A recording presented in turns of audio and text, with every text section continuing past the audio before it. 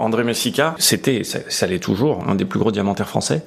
Le tout premier move s'appelait pas Move, mais s'appelait La Cage, et elle était sur cordon, et les diamants bougeaient pas. C'est vraiment devenu une iconique, et c'est une signature parfois plus forte même que notre nom dans certains marchés. On vient de vendre un collier à 2 millions d'euros, avec plus de 90 carats de diamants jaunes.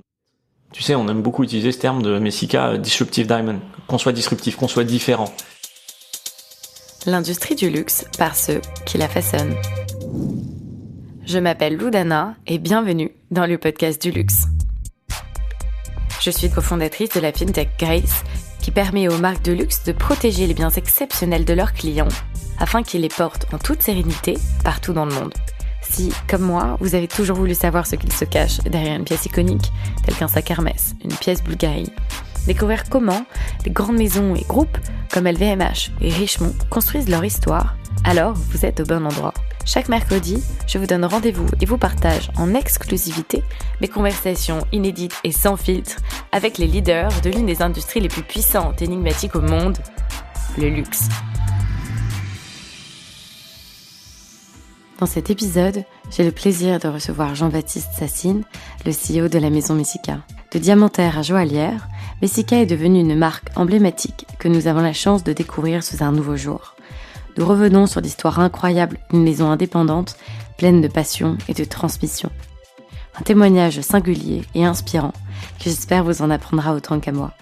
Je vous souhaite une très belle écoute en notre compagnie sur le podcast du luxe.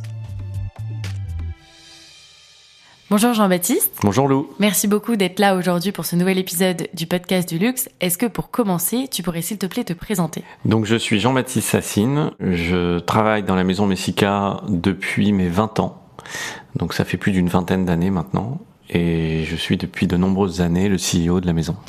Est-ce que tu pourrais nous dire d'où tu viens et dans quel cadre familial tu as grandi ? Alors moi je suis né à Suresnes, dans le 92, à l'hôpital Foch, d'une maman pharmacienne et d'un papa qui travaillait déjà dans ce métier, un diamantaire, qui travaille toujours un petit peu. J'ai grandi à Suresnes, j'ai une grande sœur qui a 2 ans de plus que moi. J'ai fait toute ma scolarité à Boulogne-Billancourt, jusqu'à avoir mon bac. Et en fait j'ai toujours rêvé de faire ce métier. Quand j'étais petit déjà, mon père m'a toujours rappelé que quand je devais faire un exposé en primaire, je faisais déjà des exposés sur les pierres précieuses. Donc j'ai toujours eu envie de faire ça. Ça a été une chance pour moi parce que je sais que c'est pas toujours évident pour les jeunes de décider ce qu'ils ont envie de faire dans la vie. Moi c'était assez tracé dans ma tête et j'ai jamais changé d'idée. Mais pourquoi ? Parce que ton père t'a mis avec lui dans ses ateliers, son quotidien ? Ouais, ça arrivait. Parfois, je pouvais le week-end ou en fait, il fabriquait des bijoux, comme on peut dire en appartement, pour un portefeuille de clients privés qu'il a toujours eu. Et donc, je pouvais voir des choses à la maison parfois, avant qu'il aille les livrer, ou parfois, je pouvais l'accompagner dans son bureau où il avait un petit atelier avec des artisans.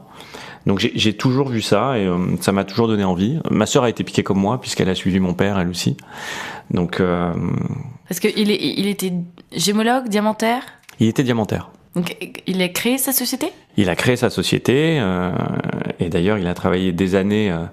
Il a acheté ses pierres également chez André Messika à l'époque. Le père de Valérie et mon père se connaissent depuis j'ai envie de dire peut-être 35 ans, voire plus. Donc j'ai toujours vu ça, j'ai toujours eu envie de faire ça et donc quand j'ai fini mes études au lycée, je suis parti faire la gémologie à Anvers au HRD pour un petit peu mieux connaître les pierres et quand je suis rentré mon premier job ça a été chez André, j'avais 19 ans et demi je pense. Pourquoi t'as pas voulu travailler avec ton père ?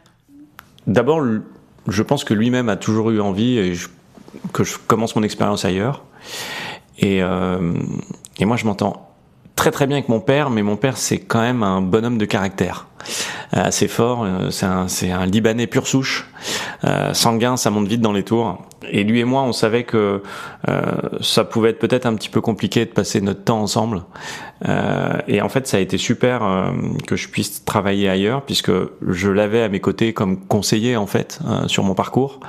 Je pouvais parler de plein de choses avec lui mais on n'avait pas un rapport fils-père qui mêlerait le côté patron avec son fils. Enfin, moi, je me sentais pas aller là-dedans et je crois que lui avec moi non plus. Mais pourtant, après, il l'a fait un peu avec ma sœur. Ça s'est bien passé. Mais non, j'ai toujours eu envie d'aller un petit peu ailleurs. Je suis parti jeune de chez moi. Je suis parti à 18 ans de chez moi. À Anvers, en plus, c'est... Ouais, en Belgique, à Anvers, c'était... Pourquoi c'est un endroit connu par rapport à la... Ouais, tu peux faire... Tu sais, quand tu fais tes études de gémologie... Explique même d'ailleurs ce que c'est des études de gémologie. C'est l'apprentissage des pierres précieuses, on t'apprend. Alors, il y a différents cycles, tu peux apprendre les pierres de couleur, tu peux apprendre le diamant. Moi, je me suis focus sur des cycles diamant, particulièrement le diamant taillé. Donc, tu apprends tout du diamant, tu passes des semaines, des mois à aller en cours tous les jours, à apprendre à disséquer un diamant, à savoir même à la fin, à la loupe, pouvoir donner ses caractéristiques. Tu apprends vraiment à devenir un professionnel du diamant, pouvoir en parler. Donc j'ai eu mon diplôme de gémologue. Tu peux le faire au GIA, qui est, tu sais, cet organisme si connu de certification de diamant chez nous. Mais il fallait idéalement partir aux US, c'était il y a 20 ans. Bon, je crois qu'on pouvait le faire également ailleurs, mais aux US, c'était l'idéal. Et en fait, j'ai pas eu le courage d'aller aux US parce que j'avais une amoureuse à l'époque et je voulais pas partir aussi loin. Et donc, tu pouvais le faire aussi au HRD, qui est également un organisme de certification assez connu dans notre métier. Et le HRD étant à Anvers, et avec le Thalys, j'avoue que ça me permettait de revenir les week-ends. Parce que t'es parti en Belgique, mais là tu dis que ton papa est libanais. Vous êtes d'origine française du coup ou non ? Mon père est libanais, il est né au Liban, toute la famille de mon père est au Liban. Et mon père a quitté le Liban pendant la guerre pour venir à Paris. Et il a tout recommencé à Paris. Il a rencontré ma mère, qui à ce moment-là travaillait dans une pharmacie. Et il a appris le français, il a épousé ma maman, et puis on est arrivé, ma sœur et moi. Mais ouais, donc j'ai la double nationalité. J'ai vraiment cette double culture, et en grandissant, je vois que j'ai vraiment beaucoup ce sang oriental en moi, et cette chaleur que je trouve qu'il y a beaucoup en Orient. Tu parles libanais ? Non. Non, mais j'en suis triste, hein. Mon père m'a toujours dit quand même t'aurais pu apprendre. Alors ça m'amuse toujours ce que tu dis, t'es gentil, t'aurais pu m'apprendre quand j'étais petit. En fait, oui. On est des éponges quand on est bébé. Mais bon, c'était un peu particulier parce que lui, il était arrivé depuis pas si longtemps et lui-même était en train d'essayer de construire sa vie en France, de parler français de mieux en mieux. Et donc il m'a pas parlé ni à ma sœur ni à moi en arabe. Donc j'ai quelques mots. J'ai fait beaucoup toutes mes vacances d'été au Liban quand j'étais jeune. Donc avec mes oncles, mes tantes, mes cousins. Donc j'ai appris des mots. Je ne mourrais pas de faim ou de soif si j'étais là-bas. Mais je peux pas faire de discussion. Et ce qui est marrant parce que quand on a commencé et on en parlera sûrement plus tard à ouvrir la zone du Moyen-Orient avec Messika. Et que je me retrouvais dans des discussions avec, que ce soit des Libanais, des Qataris, des Saoudiens. Ils étaient persuadés que je comprenais ce qu'ils disaient, que je parlais libanais, mais que je voulais pas le dire. Parce que Sassine, c'est libanais ? Oui, Sassine, tu sais tout de suite que c'est libanais. Ouais. Moi, j'ai découvert récemment que Dana, c'était aussi d'origine arabe, hébreu, mais personne ne sait d'où ça vient dans la famille. Ah bon ? Donc, voilà. Non mais Sassine en général, et d'ailleurs c'est marrant parce que tu vas même à Paris, tu commandes un taxi, si le chauffeur est libanais, t'es à peine assis qui te dit vous êtes libanais, c'est assez, c'est un nom très libanais. Il y a même une place à Ashrafiyeh à Beyrouth qui s'appelle la place Sassine. Donc ouais, en général je peux pas me planquer, je suis grillé tout de suite. J'ai eu cette double culture et c'est un pays que j'adore. C'est un peu triste ces dernières années ce qui s'y passe, mais c'est un pays où j'ai eu des super vacances et j'ai toute ma famille, ouais. Et ton papa, quand il arrive en France, il avait quel âge ? Mon papa, quand il arrive en France, il devait avoir la vingtaine, début vingtaine. Il avait commencé ses études lui aussi dans la gémologie ou il a appris vraiment en France ? Mon père, c'est vraiment cette école de la vie en fait, où on te dit de plus en plus que c'est plus possible aujourd'hui, mais moi je crois que c'est toujours possible en fait. Mon père, il a pas fait d'études, ses parents travaillaient dans les champs. Il est arrivé au Liban la première fois pendant la guerre. Il s'est mis à travailler pour se faire un peu de sous comme serveur à l'hôtel Phénicia dans les années 70, fin des années 70. Et quand ma grand-mère, c'est le premier de la fratrie, ils sont 6 enfants, et lui était persuadé qu'il fallait quitter le Liban à ce moment-là en pleine guerre pour gagner de l'argent, envoyer de l'argent au Liban. Et quand il a réussi à acheter son premier billet, sa mère s'en est rendu compte et elle a déchiré son billet en lui disant non, tu pars pas. Donc il a dû recommencer et il est parti. Et il est arrivé en France avec rien. Son histoire, c'est mignon parce que c'est vraiment le type qui débarque et qui fait sa première nuit dans le métro. Ça a été vraiment ça, donc. Touchant. Ouais, non mais j'y dois beaucoup, c'est sûr. Ouais. Il a vraiment construit sa vie ici avec ma mère. Et c'est quelqu'un qui est assez fort aussi pour créer de la relation avec les gens, et c'est ce qui lui a permis de rentrer dans un monde qui était pas du tout le sien en fait. Mon père devenir diamantaire, je pense qu'il n'aurait jamais rêvé ça quand il était jeune, mais ça a été des rencontres.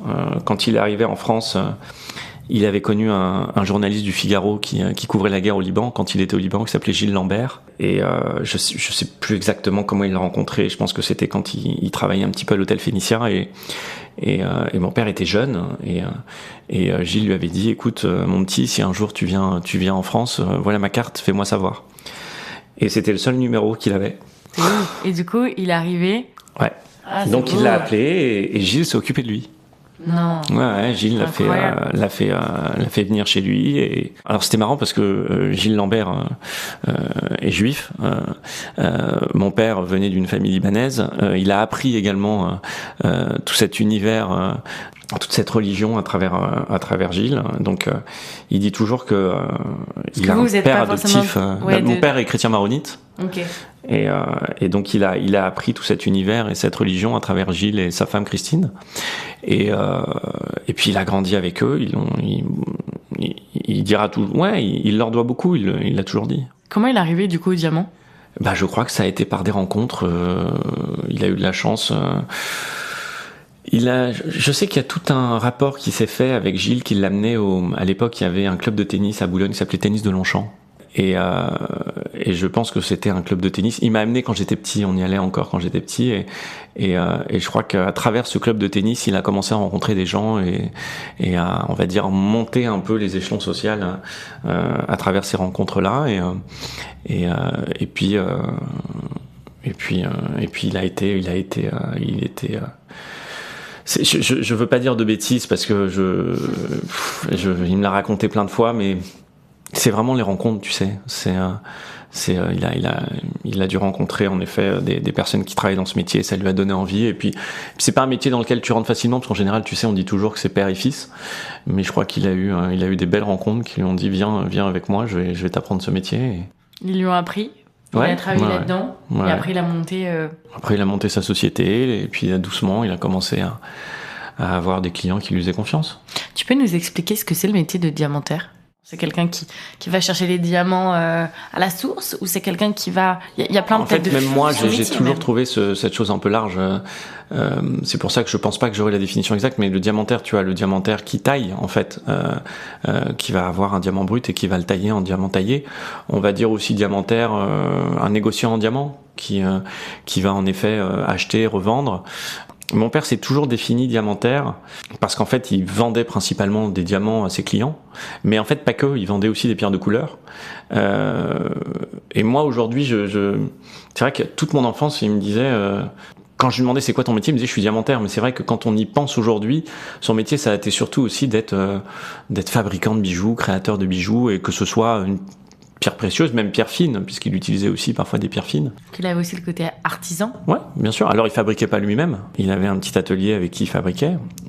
À une période, il avait un atelier à lui, et puis ensuite il a travaillé des ateliers aussi indépendants. En vrai, c'est quand même dingue. T'as une maman pharmacienne, j'ai un papa médecin. Tu vois, moi j'ai grandi dans cet univers médical où tu dis, oh, mon papa sauve le monde. Toi, t'avais un papa qui c'est quand même dingue, qui vend des diamants, qui fait des choses avec des bijoux. Je trouve que c'est le rêve. Oui, c'était... C'est le trésor, tu vois, dans les films de pirates, c'est les trésors, les pierres précieuses, donc ça fait rêver. Oui, c'est vrai que les peu de fois où il en amenait une à la maison, tu regardais ça, tu sais, puis t'apprenais. Et Valérie a vécu la même chose que moi, donc c'est assez marrant, parce que elle raconte souvent dans ses interviews, alors elle l'a vécu plus que moi, mais ce jeu, tu sais, quand une pierre, tu la prends et tu la poses entre tes deux doigts, et que tu la fais bouger, que tu la tournes, que tu te la mets sous une lumière, puis sous une autre, et que donc je me souviens même des pierres de couleur, les émeraudes, tu pouvais voir à l'intérieur, tu voyais plein de choses à l'intérieur. Donc ouais, c'était assez étonnant.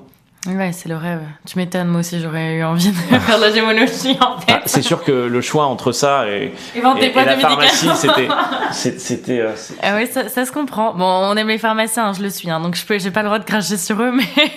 Non, mais ma mère l'est toujours. Ah ouais, avec sa pharmacie ? En officine ? Non, ma mère, elle est maintenant, elle est proche de la retraite. Elle s'est mis un peu cool, un peu en petit mi-temps, histoire de. Elle a toujours été en officine. Toujours. Ouais. Toujours. Et ma mère, elle adore le contact avec les gens, donc elle pourrait arrêter, mais j'ai envie de te dire, elle arrête, elle meurt, quoi. C'est vrai. Ah ouais, elle a besoin de passer sa journée à discuter de tout avec les clients de la pharmacie. Non, mais elle est peut-être un peu devenue. Mais ouais, c'est excellent. Elle est très expansive, elle est un peu fofolle. Donc je pense que elle en a besoin. Ouais, ça se comprend. Moi aussi, j'aime bien ce côté. C'est un métier relationnel. Les patients, tu les vois au comptoir. Mais bon, ça, c'est une autre discussion. Donc, si on reprend, donc toi, tu vas faire des études de gémologie, tu te spécialises dans le diamant. Donc, c'est ça, plus que les pierres de couleur, même si tu apprends un peu de tout, j'imagine. Non, vraiment le diamant. Diamant. Ouais, j'ai pas fait les cycles sur les pierres de couleur. J'ai toujours voulu apprendre le diamant. Une toute petite base, tu vois ce que c'est, mais tu sais pas reconnaître aussi bien un émeraude qu'un diamant. Non, franchement. C'est aussi spécifique que ça. J'ai l'impression d'en voir un, tu regardes à la loupe et en fait pas du tout. Non, je pense que encore une fois, je veux pas en parler parce que c'est pas mon domaine, mais non, c'est assez spécifique les pierres de couleur. Tu sais, entre les naturelles, les chauffées, les pas chauffées, tu as des gens qui sont capables de reconnaître en un instant de quel endroit vient telle pierre de couleur. Ils vont te dire, elle vient du Brésil, elle vient du Sri Lanka. Non, c'est un vrai métier, c'est une vraie expertise. Hein. Ouais, en plus que de mettre ça dans une machine qui peut te dire, avec aujourd'hui la technologie. Ouais, avec la technologie, tu peux savoir beaucoup de choses, et puis on parlera sûrement un instant aussi de tout ce qui est traçabilité, mais avec les blockchains et compagnie, tu peux aujourd'hui facilement savoir d'où elle vient et tout son parcours. Mais je crois que tu as même des marquages. J'avais parlé comme ça avec, je me rappelle plus le nom de la boîte, qui me disait qu'ils faisaient justement des traçages extrêmement petits comme des QR codes, mais impossible de voir à l'œil nu. Que tu peux retrouver sur des pierres. Que tu peux retrouver sur des pierres. C'est possible. Justement, pour lier les blockchains en fait à l'objet physique. Mais ça m'étonne pas. Et donc là, tu fais des études spécialisées dans le diamant. Et donc, tu dis, ok, je vais pas bosser avec mon père. Et donc, André Messika est un ami. D'abord, ouais, ils se connaissent et d'abord André il me prend en stage. Alors à l'époque c'était André Messika, ça l'est toujours, même plus gros qu'avant, un des plus gros diamantaires français. Mais on était diamantaires négociants. On n'était pas autre chose. C'était pas une marque, on fabriquait pas de bijoux.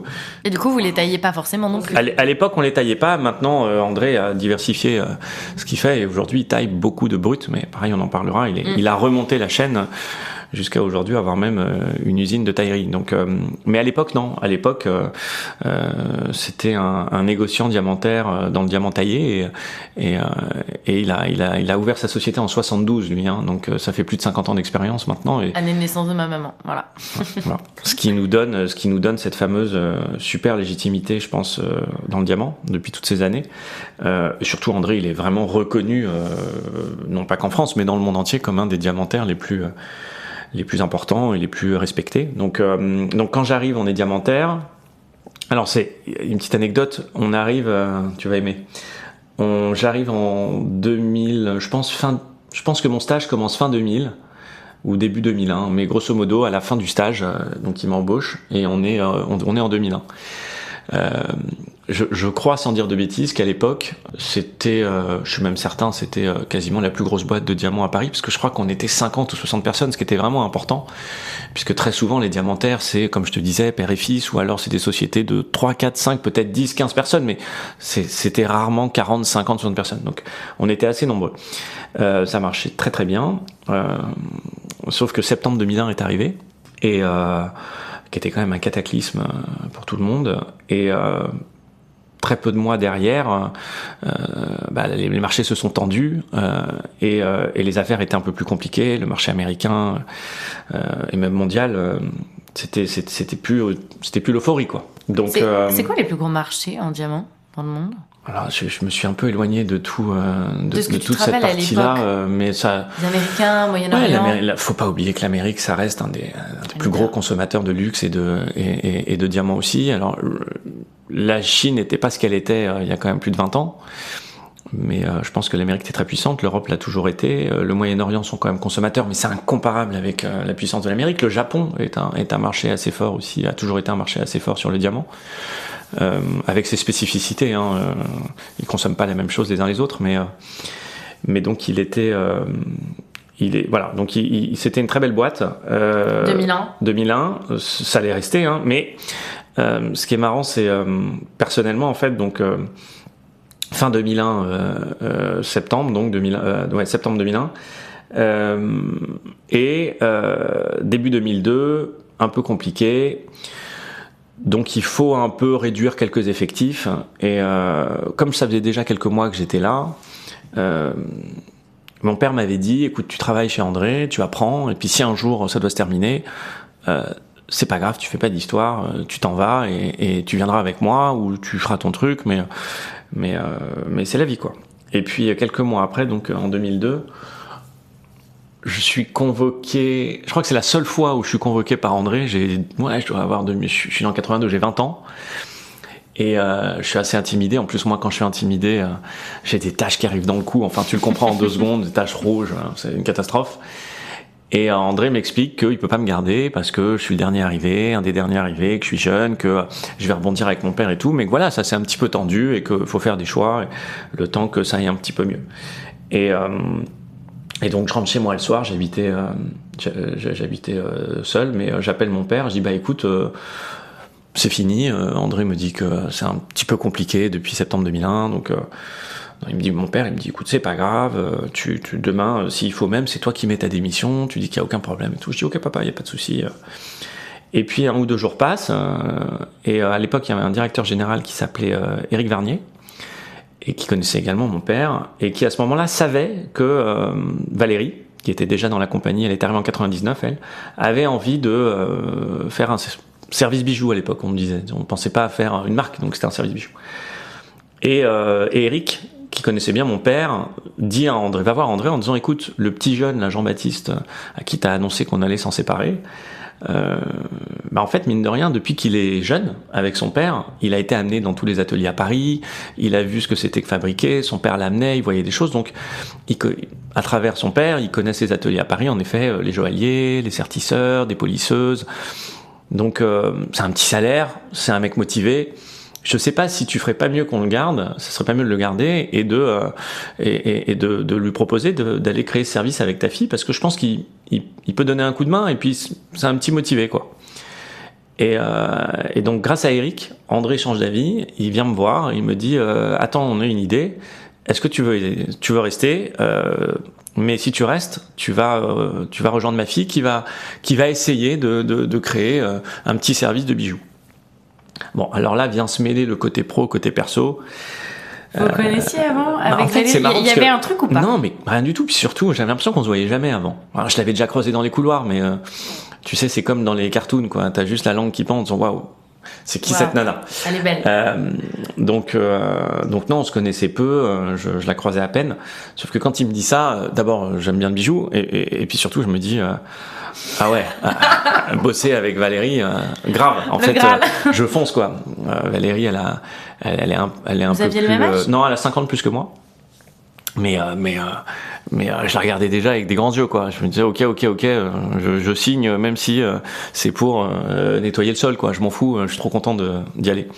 Donc c'est comme ça que j'ai commencé à bosser avec Val. On était une petite équipe de 3-4. Il y avait sa meilleure amie Aurélie Darmon qui est toujours avec nous, que tu as déjà rencontré. Et voilà, on était 3-4 et on a commencé sur la petite table du fond, au fin fond du bureau du gros diamantaire André Messica, et ça a commencé comme ça.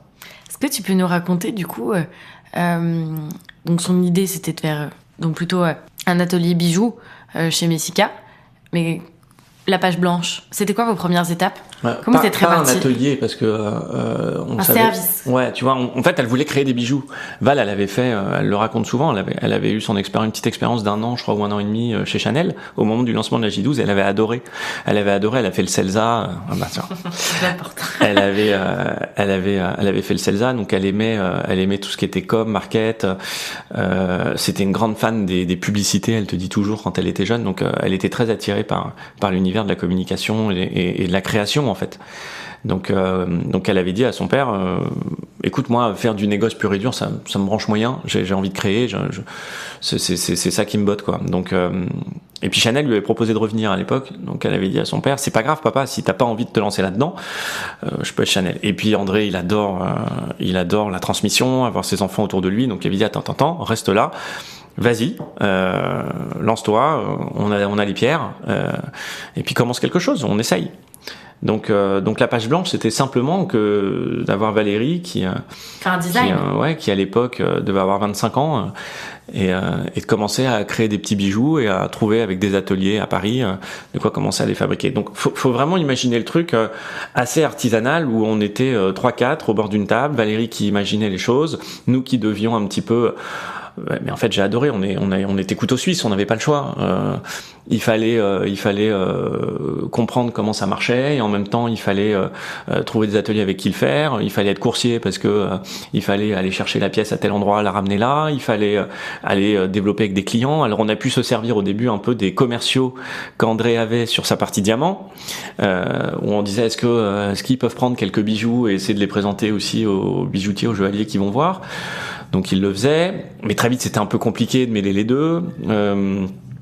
Et puis voilà, on vendait des bijoux comme des grossistes. Petit à petit, on avait des toutes petites collections. C'était du B2B. C'était du B2B, ça a toujours été du B2B pendant des années. Elle a créé en fait donc une première collection. Comment c'était parti les rôles? Donc Aurélie, elle les faisait quoi? Ils ont tellement changé les rôles, Lou. Je me vois encore à l'époque quand je pouvais aller voir des sertisseurs à Paris pour mettre la pression en disant t'es en retard s'il te plaît, quand est-ce que t'as fini de sertir le collier? Et puis je les voyais en train de sertir, on me disait bon bah repasse demain, tu le prendras demain, j'aurai fini demain. Après j'amenais le collier chez la polisseuse, donc j'ai touché à ça. En même temps il fallait préparer un peu avec le service Pierre les diamants dont on avait besoin pour nos pièces. C'était vraiment, on touchait à tout. Alors à l'époque il y avait pas tout le côté marketing, communication, visual merchandising, pas du tout parce qu'on n'était pas une marque. Donc finalement notre focus c'était Valérie imaginait des bijoux, fallait qu'on trouve les ateliers pour les faire et puis être en relation avec ces ateliers au quotidien et puis trouver des clients pour les vendre. Mais c'était estampé Messika. Je ne pense même pas qu'au début non, je pense qu'au début on avait les poinçons, bien sûr, or, etc., 750, tout ça, mais je ne suis même pas certain. On avait notre poinçon de maître, mais on les signait pas Messika au tout début, puisqu'on les signait pas comme une marque, on les vendait pas comme une marque. Donc en fait, on pouvait aller voir, moi je me vois encore, je prenais ma petite sacoche à l'ancienne, comme on dit, et j'allais voir des bijoutiers, je tapais aux portes, et les mecs choisissaient ce qu'ils aimaient bien, ils me négociaient les prix avec la calculette et le poids d'or et le diamant, et eux, pour le coup, gravaient leur nom de leur bijouterie et vendaient ça sous leur nom. On était vraiment des grossistes, on était des fabricants grossistes. Ouais, ça a été comme ça pendant quelques années. Et l'avantage un peu, là c'est mon côté peut-être un peu entrepreneur, là du coup vous avez pas mis d'argent dedans en fait, c'était vraiment dans Messika. Parce que en fait ce qui est on a monté ça dans l'entreprise d'André. C'est ça. En fait, cette histoire, elle a toujours été simple, naturelle, organique. On s'est jamais posé au début avec un business plan en se disant bon bah voilà, on a besoin de 2 millions d'euros sur la table parce qu'on va construire ça. Il n'y avait pas d'histoire de levée de fonds, de compagnie. C'était juste on commence quelque chose et puis plus on vendra, plus on pourra réinvestir. Ça a été vraiment mené en bon père de famille avec une croissance très naturelle et sans partir dans des stress d'investissement en pensant que si on faisait ça, bah ça paierait plus tard. En fait, on dépensait ce qu'on avait, on dépensait pas plus. Donc, ce qui fait que, alors dans l'industrie, il y en a plein qui sont très gentils avec nous, qui disent vous êtes allé hyper vite. En fait, je pense qu'on aurait même pu aller plus vite si on s'était construit en disant ok, on sait qu'on voudra devenir une marque, on sait qu'on voudra ouvrir 150 boutiques dans le monde, donc on propose un business plan de ouf et puis on va essayer de lever des millions d'euros en plus de ce que André peut nous aider et puis en avant la musique. En fait, ça n'a pas été du tout comme ça. On a vraiment fait la toile d'araignée, petit à petit, des comptes qu'on ouvrait, des pays qu'on ouvrait, le train que j'allais prendre pour aller partout en France, puis après aller en Belgique, puis après aller en Suisse, puis ensuite un peu plus loin. Le salon de Bâle a été très important pour nous. Tu sais, tu connais Baselworld, oui. Voilà, qui était un des plus gros salons. Et qui nous a permis de nous faire voir en fait. Nous au début, tu sais, je m'amuse toujours. Pareil, c'est une anecdote qui est rigolote, c'est que En fait, on vient vraiment de zéro. Donc, ton premier stand à Bâle, t'as pas les moyens d'avoir. Tu rêves en passant devant les stands de Rolex, Patek et des plus grands joailliers, mais en fait, toi, tu prends les escalators, tu vas jusqu'au 3e étage, et t'as un petit stand qui à l'époque était rose et marron, qui fait 22 mètres carrés et qui est à côté des toilettes. Et moi, je me marrais en me disant, écoutez, c'est pas mal d'être à côté des toilettes, on aura du trafic. Mais c'est vraiment comme ça au début. Et puis les gens passaient nous voir. Donc fallait déjà, on avait que les gens qui montaient au deuxième. Mais pas, non, pas toujours du tout. Pas. Non, vraiment. Non, les premiers balles, on n'était pas une marque. On n'était pas une marque. On était. Tu en as eu toujours à Bâle en fait. C'était ce fameux 2e ou 3e étage, je sais plus. Mais où tu avais en effet, tu pouvais trouver des fabricants en fait qui fabriquaient des bijoux et tu venais acheter. Donc les gens, voilà. Les gens venaient acheter, ils aimaient bien.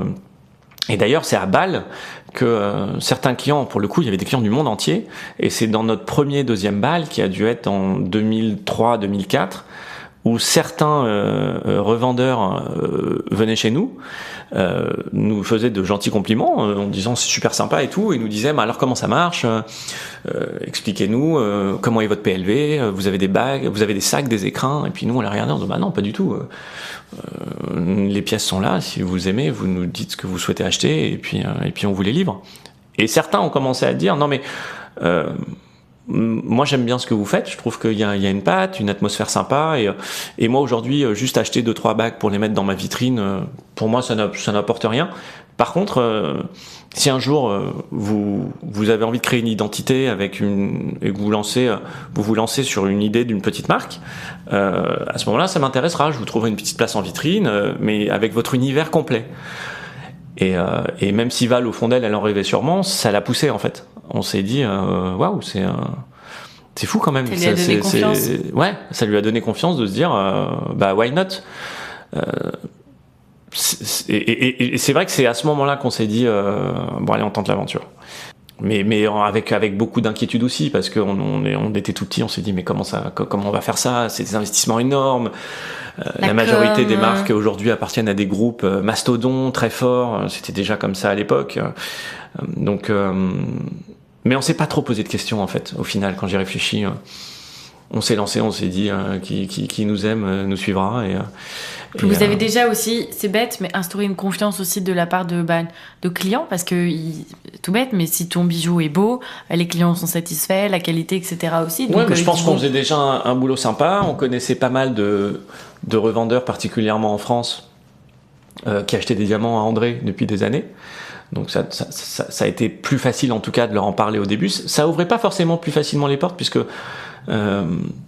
c'est comme tout dans la vie. Tu en as qui t'ont dit tout de suite j'aime bien, je vais te trouver une petite place, et puis t'en as d'autres qui te disaient en fait vous êtes pas des fabricants, vous êtes diamantaires, donc je vois pas le rapport. Restez des diamantaires, c'est pas votre place. Donc il a fallu quand même expliquer, dire non, mais enfin on a le droit d'évoluer, on a le droit de proposer quelque chose de nouveau. C'est la fille d'André, Valérie, qui arrivait avec une proposition différente. Et puis après c'était encore une autre histoire quand il a fallu dire aux gens tu nous achetais comme des grossistes fabricants, mais maintenant on lance une marque. Donc puis tu sais, quand tu deviens une marque, automatiquement des choses s'imposent un peu. Tu veux un peu de place dans les vitrines, t'apprends comment ça fonctionne. Donc si tu prends pas un peu de place, c'est les autres qui la prennent, donc t'es invisible. Et puis quand t'es tout petit, tu peux pas demander non plus d'être en façade extérieure à côté des plus grands noms. Non, tu commences petit au fond de la boutique.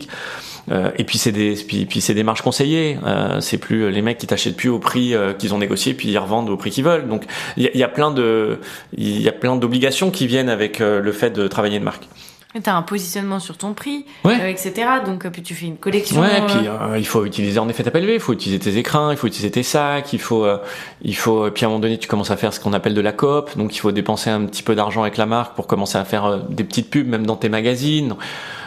Puis t'en avais qui avaient pas forcément envie encore de re-rentrer dans ce système de marque, alors qu'on était des grossistes fabricants avec qui c'était à la base très facile de dealer quoi.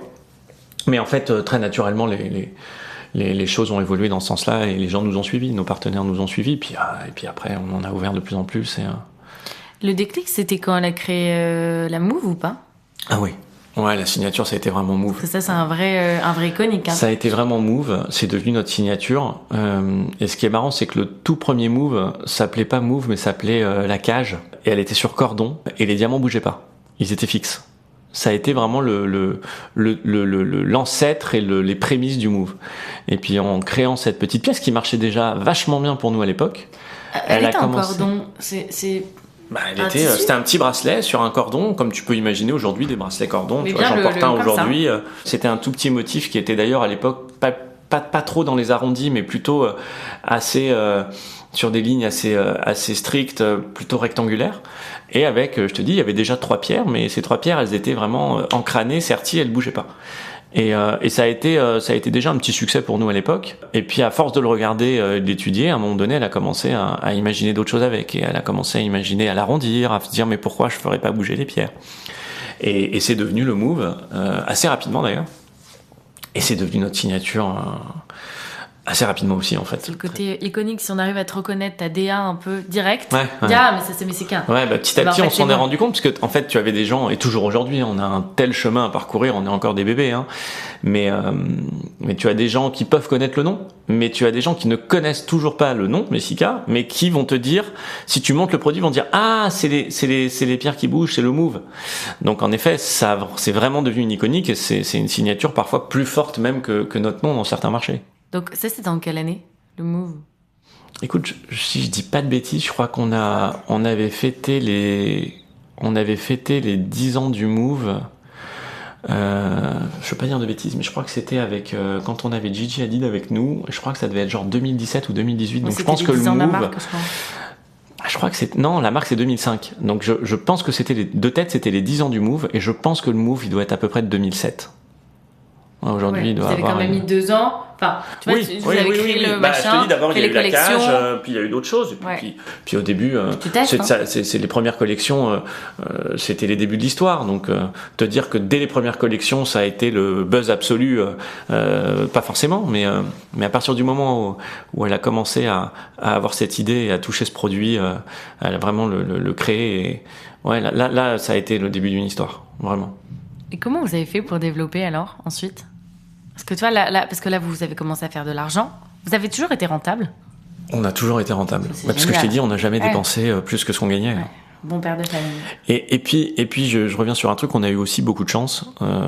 C'est que André Messika, il nous a jamais mis de pression. C'est-à-dire que il a toujours été content pour nous. Et il m'a jamais dit bon écoute maintenant faut absolument accélérer, on doit gagner beaucoup plus. Enfin jamais j'ai eu une phrase pareille. Quand j'avais du mal à rentrer dans un pays parce que j'intéressais pas forcément, la marque intéressait pas, je pouvais avoir des discussions avec lui et je lui disais dans tel pays là j'arrive pas à rentrer. Et donc il allait me dire ah bon mais tu vas où? Je dis mais je veux être chez lui et je veux pas être ailleurs en fait, chez des partenaires. Je savais que c'était des partenaires clés d'un pays, et c'est vrai qu'il me disait pas bon écoute t'as 1 an pour ouvrir le marché, il faut absolument que ce soit rentable, il faut qu'on commence. Il comprenait si je lui disais écoute je suis persuadé que si je rentre par cette porte là ça m'ouvrira le marché et surtout ça me positionnera la marque. Et il me disait ok prends ton temps. Donc parfois je pouvais aller voir un partenaire dans un pays peut-être pendant 1 an et demi, 4-5 fois, en lui faisant croire que j'étais dans la ville, en disant est-ce que je peux passer vous voir, mais pas du tout, j'étais pas du tout là, je prenais le train exprès, mais pour pas qu'il se sente obligé de me recevoir, parce que sinon il m'aurait dit bah non venez pas pour moi.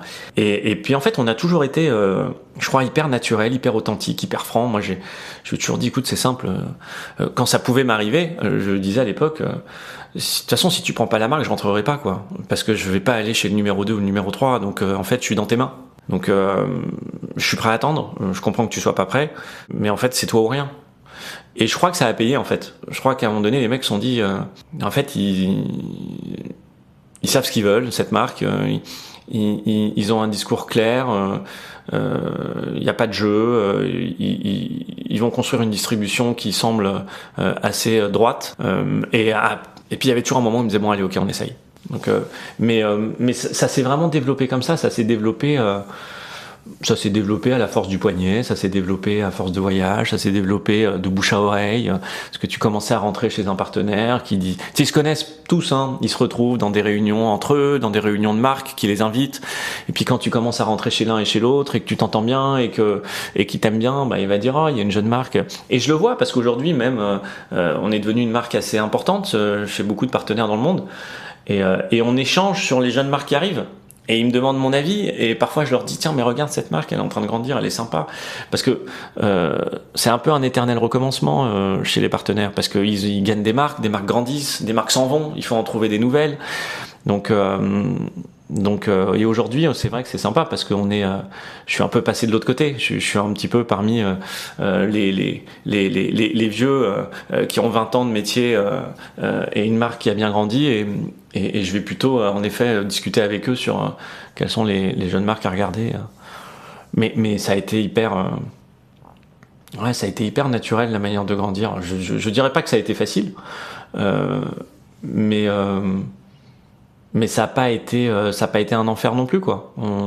Je pense qu'on avait des produits qui plaisaient. Je pense qu'on a toujours fait attention à avoir un positionnement prix qui avait du sens. Il y avait quoi derrière le positionnement ? Ok, on veut être luxe, ou non, juste voilà ce que nous coûtent des bons produits, des bonnes matières, des belles pierres. J'espère que je vais pas dire de bêtises et que Valérie va pas m'en vouloir, mais je crois pas qu'on a lancé la marque en se disant nous on va être luxe, parce que je crois pas que ce soit dans notre état d'esprit. Je crois qu'on voulait faire une marque qui parlait aux femmes en se disant c'est une marque cool, un espèce de bel accessoire, comme je peux m'acheter un beau sac ou une belle paire de chaussures.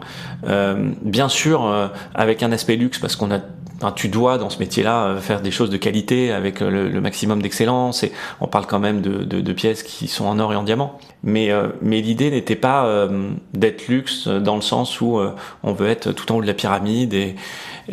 Non, on a voulu justement avoir ce fameux, aujourd'hui on en parle beaucoup, mais ce fameux côté luxe accessible. Valérie, elle a toujours eu envie, son mantra ça a toujours été de se dire, elle a toujours entendu plus jeune l'idée qu'une femme allait avoir son bijou à des moments précis de sa vie, et puis qu'on attendait que son amoureux décide en fait de lui offrir soit la bague de fiançailles, soit un petit collier diamant pour le jour de son anniversaire, soit pour fêter l'anniversaire de mariage. Enfin, il y avait un truc hyper symbolique, et il fallait vraiment attendre ces moments-là. Et Val, elle disait mais en fait je comprends pas pourquoi on ramène le bijou uniquement à ça. J'entends que ça peut être lié à des moments symboliques, mais pourquoi une femme, elle peut pas simplement avoir envie de s'acheter son petit bracelet ou que son mari lui offre, tout autant qu'en effet venir s'acheter son sac chez Chanel, chez Vuitton, chez Hermès, chez qui tu veux en fait. Mais c'était, on voulait rendre l'acte d'achat et le fait de rentrer dans une marque de joaillerie moins inaccessible. Plus accessible, plus cool en fait. En fait, c'est ça, c'est avoir une marque. Peut-être qu'avant c'était pas le cas, mais ce que tu dis, les marques, ok, une marque de luxe, mais en fait, avoir une marque avec un bon prix, c'est pas 200 € la pièce, mais c'est le vrai juste prix, mais c'est quand même une marque. Et sans avoir l'impression de payer 70% de marge sur une marque. En tout cas, sur la question du prix, en fait, c'est facile. On a un ADN au fond de nous qui est quand même un ADN de diamantaire. André, depuis je t'ai dit 72, c'est son métier. Chez les diamantaires, les marges sont petites. On est plus sur de la quantité que sur du volume de marge. Et André travaille depuis 50 ans pour la majorité des grandes marques en tant que diamantaire, et était plus en effet sur le volume que sur une valeur de marge importante. Quand on a lancé la marque, ça c'est ancré chez Messika. Ça a été toujours de se dire vendez beaucoup, mais le moins cher possible entre guillemets. De donner au client final en tout cas ce sentiment réel qu'on fera le maximum pour qu'il paie le juste prix. On déteste augmenter les prix chez nous. On déteste, c'est pas du tout. J'imagine que tout le monde dira comme moi, mais en tout cas, le maximum on peut l'éviter, le plus on le fera. On a toujours peur de cette élasticité qui à un moment donné peut craquer. Alors, je sais, on a tendance parfois à dire le luxe a plus d'élasticité que la baguette de pain, c'est certain. Mais nous, on est toujours hyper heureux, hyper fiers quand on nous dit vous avez un super effet pour le prix en fait. C'est important pour nous. On n'a pas l'impression que ça nous fait cheap en fait. C'est pas du tout en fait. Quand quelqu'un vient chez nous et qui se dit c'est cool, ce produit vaut que ça vaille 2 000 €, 5 000 € ou 20 000 €, mais se dire je trouve que ce que je vais acheter vaut le prix que je vais mettre, c'est hyper important pour nous. On y pense tout le temps. dès qu'on sort des produits, notre combat au quotidien, c'est comment on fait pour le positionner. Et puis parfois, on lance pas des produits parce qu'on se dit non, en fait, la valeur, elle marche pas, quoi. Ça va être trop cher pour ce qu'on voit. Donc dans ce cas-là, on préfère pas le lancer. Puis il y a d'autres marques, si tu veux une alliance à 35 000 euros, tu peux aller ailleurs. C'est peut-être. Parce que, quoique non, parce qu'en fait, je dis ça, mais vous avez lancé la haute joaillerie. Ah non, mais en fait, moi, je te parle de perception de valeur quand t'achètes, mais peu importe le montant. D'accord. Okay. On vient de vendre un collier à 2 millions d'euros. Ah ouais. Avec plus de 90 carats de diamant jaune. Donc, mais notre combat, ça a été aussi que cette pièce-là, qui peut-être, j'en sais rien, pourrait sortir plus cher ailleurs, bah on va essayer de faire qu'elle sorte le moins cher, même si peut-être t'aurais tendance à te dire, bon bah celui qui dépense 2 millions d'euros, il peut dépenser peut-être 2 millions 100, 2 millions 2, 2 millions 3, ça va pas changer pour lui. Peu importe en fait pour nous, si on peut le positionner le plus accessible possible, on le fera sur une pièce à 500 euros, sur une pièce à 20 000 et sur une pièce à 500 000. Ça changera rien, quoi. Ça engage de la confiance aussi. Ouais, bah, je pense. Enfin, c'est respectable. Parce que je pense qu'on a tous eu ce sentiment un jour dans notre vie de payer beaucoup trop cher, d'être déçu pour un produit, même des fois d'une maison qu'on admire. Pas tous les produits, mais ça arrive à tout le monde de dire en fait, c'était beaucoup trop cher pour ce que ça vaut. Je suis déçu. Écoute, nous en tout cas, donc c'est bien. Je te dis pas que 100% des gens ont toujours été, parce que je ne le sais pas, parfaitement heureux de ce qu'ils ont pu avoir chez nous, mais en tout cas c'est un combat qu'on mène en permanence. De vos valeurs. Ouais, de nos valeurs, d'avoir des produits de qualité à des prix qu'on trouve intelligents et le meilleur possible. Donc si on reprend, il y avait toute cette collection que vous avez fait. On parlera de la haute joaillerie après parce que je veux vraiment en parler. Et donc toi, du coup, t'étais plus du tout gémologue, t'es devenu commercial. Alors moi, j'ai tout fait dans cette boîte. J'ai commencé au tri des pierres avec un homme qui travaille auprès d'André depuis, je crois, 35 à 40 ans, qui s'appelle Albert Safrana. Quand je suis sorti de la gémologie, donc je suis arrivé chez André, ils m'ont embauché. Et avant de passer au service bijoux, j'ai passé quand même donc 1 an et demi, 2 ans au service pierre. Et là, j'ai appris à trier les diamants. Donc, je passais ma journée avec des pyramides de pavage, ma loupe, et trier les couleurs D, E, F, G, parce que on avait des commandes selon les marques, il y avait des qualités qui étaient demandées, et de trier également la qualité. Donc, ça, je l'avais appris. Et puis, de toute façon, tu l'apprends en faisant des études, mais tu l'apprends surtout en pratiquant. C'est connu. On a un métier où en fait, c'est l'expérience et les années qui passent qui te font devenir de plus en plus fort. Donc j'ai commencé au tri. Après, j'ai été, je crois que j'ai été assistant préparateur de commandes. Après, j'ai été préparateur de commandes. Ensuite, j'ai été peut-être assistant commercial. Après, j'ai été commercial. Mais commercial, je l'ai pas été dans l'univers du trait de diamant. Je l'ai été une fois qu'on est passé côté bijoux. Où là, je te dis, on était couteau suisse, je touchais un peu à tout. Mais c'est là où j'ai comme Vous étiez combien? 3? Bah, je te dis, les 1 ou 2 premières années, on était 3-4, et puis on a fait grossir les équipes naturellement d'année après année. Aujourd'hui, on est quasiment 400, mais ça s'est pas fait du jour au lendemain. Et donc ouais, en fait, j'ai vraiment, j'ai touché au SAV, j'ai touché aux ateliers, j'ai touché, je sais pas à quoi j'ai pas touché. J'ai été donc, mais en fait, quand même très naturellement, ensuite, je suis parti côté commercial. Parce que ça, c'est mon petit côté libanais. Normalement, je suis pas trop mauvais pour amener les gens à me faire confiance et à développer la marque. Donc très rapidement, je suis quand même passé côté commercial et mon challenge, c'était d'aller développer la marque et ouvrir des comptes. Donc c'est pour ça que la plupart, là, tu vois, là, il y a 10 jours, on a fait ce qu'on appelle les M-Days chez nous, qui est chaque année en janvier maintenant, comme Baselworld n'est plus ce que c'était. Maintenant, on reçoit nos clients, nos B2B en janvier. Et on le fait, là, cette année, on l'a fait à l'Hôtel Crillon, et on présente les nouveautés. Et j'adore ce moment-là parce que donc on a eu à peu près 250 rendez-vous, des clients qui venaient du monde entier, d'Asie, du Moyen-Orient, d'Amérique, d'Europe. Et en fait, c'est un moment où je vois les clients, parce que j'arrive plus à les voir tous, mais que j'ai ouvert quand j'avais 24 ans et que j'ai un peu perdu de vue. Mais j'oublie pas en fait, j'oublie pas et on rigole ensemble et on se rappelle que ce soit le client de Rennes, le client des Sables d'Olonne, le client de Toulouse, on se rappelle et à chaque fois on se marre parce que les mecs ils nous félicitent et ils sont adorables, ils nous disent mais quel parcours, c'est incroyable. Et en 2 secondes on dit mais tu te rappelles quand tu venais me voir? Je dis mais bien sûr que je m'en rappelle. Je dis tu te rappelles comment, et moi je leur dis tu te rappelles comment comment tu pouvais m'envoyer bouler sur des trucs. Et puis il se marre en disant oui peut-être j'aurais pas dû. Je dis mais si en fait ça m'a formé en fait.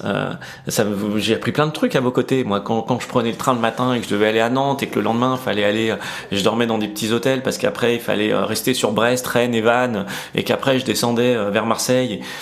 En fait j'ai kiffé et puis c'était quel bonheur quand j'arrivais à en ouvrir un et que je rentrais à Paris avec une espèce de victoire en disant j'ai ouvert un compte et à l'époque j'ouvrais un compte avec des commandes de 15 000 euros. Beaucoup d'argent. Alors c'est beaucoup d'argent, mais pas dans notre métier quand tu fais une implantation d'une marque. Ah ouais. Bah ouais. C'est quoi une moyenne alors? C'est difficile de te donner une moyenne, mais typiquement, on va dire aujourd'hui Messika, t'as une moyenne. T'as un bijoutier détaillant. Pas forcément en France, je veux dire peut-être, je sais pas, ça c'est pas comparable. C'est très très dur parce que si tu ouvres un partenaire B2B wholesale dans lequel tu vas faire un espace Messika, on va dire que l'investissement peut être entre, ça dépend des pays parce que t'as des pays où on est plus mature que d'autres, donc il faut garder ça en tête. Tu peux pas arriver. Middle East par exemple. Ah non, Middle East, Middle East, tu me prends là où on est très très fort et où on ouvre que des boutiques maintenant. Je ouvre même plus de vitrines Asie, dans alors. Du wholesale. Chine, c'est difficile je crois. En fait, Chine, je fais pas de B2B. Chine, on ouvre que des boutiques. Okay. J'ai un peu de B2B avec 2 partenaires qui s'appellent DFS et Bluebell, mais c'est pour faire des boutiques avec eux. Non, mais prenons, tiens, si tu veux, on peut prendre un marché où on est encore pas hyper grand, c'est l'Italie par exemple. L'Italie, on a un gros travail à faire. C'est un marché hyper concurrentiel. Ils ont des marques locales italiennes très fortes depuis toujours. Et puis c'est comme nous en France, il y a un côté chauvin. On a plein de marques françaises en France qu'on met en avant. Les Italiens aussi, ils ont plein de marques italiennes qu'ils aiment mettre en avant. Donc c'est quand t'es une marque française, il y a un petit combat pour débarquer quand tu commences. Un Italien qui va commencer Messika, c'est où en général c'est des investissements. Ça fait longtemps que j'ai pas mis le nez là-dedans. J'espère que pas dire de bêtises, mais je dirais entre 50 et 100 000 euros à peu près pour installer la marque. Je pense. Ça lui coûte au détail. Oui, c'est sa commande d'implantation. Ouais, donc c'est de l'argent. Mais parce qu'aujourd'hui on a des collections assez larges, on est connu pour ça. Donc quand t'implantes, tu veux que l'offre elle soit belle sur le point de vente et pas réduire Messika à une vingtaine de pièces en vitrine. Donc et puis on a grandi, donc t'as maintenant la vitrine extérieure, mais t'as aussi un rappel de vitrine intérieure.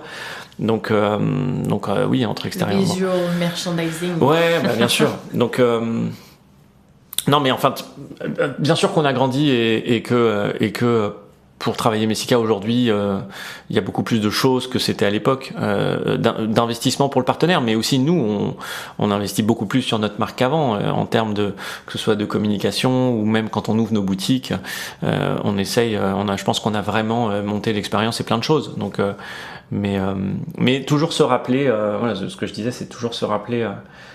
Et je disais ce qu'on était, ouais, et je disais parce qu'on avait une réunion CSE là hier avec au bureau. Et on a un nouveau CSE qui vient d'être élu, ils sont une dizaine. Et certains, je les connais depuis longtemps, d'autres sont un peu plus nouveaux. Et j'aimais bien leur dire, en fait, vous avez pas un patron qui a toujours été patron, en fait. Moi, j'ai pas fait, tu vois, quand je t'ai donné mon parcours tout à l'heure, tu as compris que j'ai eu mon bac, je suis parti faire de la gémologie et j'ai bossé. J'ai pas fait de grandes écoles. J'ai pas fait d'école de commerce et ça faisait très peur à ma mère à l'époque. Quand je suis sorti du bac et que je partais pas faire une école de commerce, elle m'a dit mais attends, c'est pas possible, il faut que tu fasses 4-5 ans d'études minimum quelque part.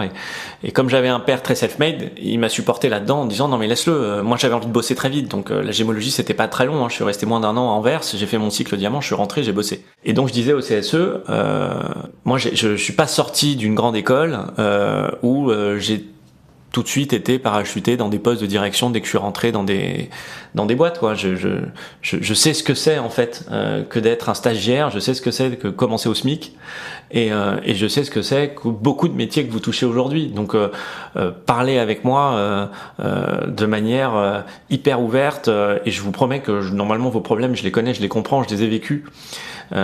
C'était hyper important pour moi de leur dire parce que je veux qu'ils comprennent que c'est toujours une boîte avec un ADN très fort de famille Et c'est pas juste du blabla, on est main dans la main, on connaît les problématiques en général, parce que c'est vrai que même si Aurélie et Valérie ont fait plus d'études que moi, puisqu'elles ont fait le CELSA, quand on a commencé, on faisait les cartons à balles, on préparait nos petites étiquettes sur nos bijoux, on mettait nos bijoux dans les plastiques, on faisait le coursier, donc que ce soit même Valérie, il n'y a jamais eu ce côté, attendez, moi je suis Valérie Messica, je suis la fille d'André, j'arrive à Bâle le jour de l'ouverture. Jamais.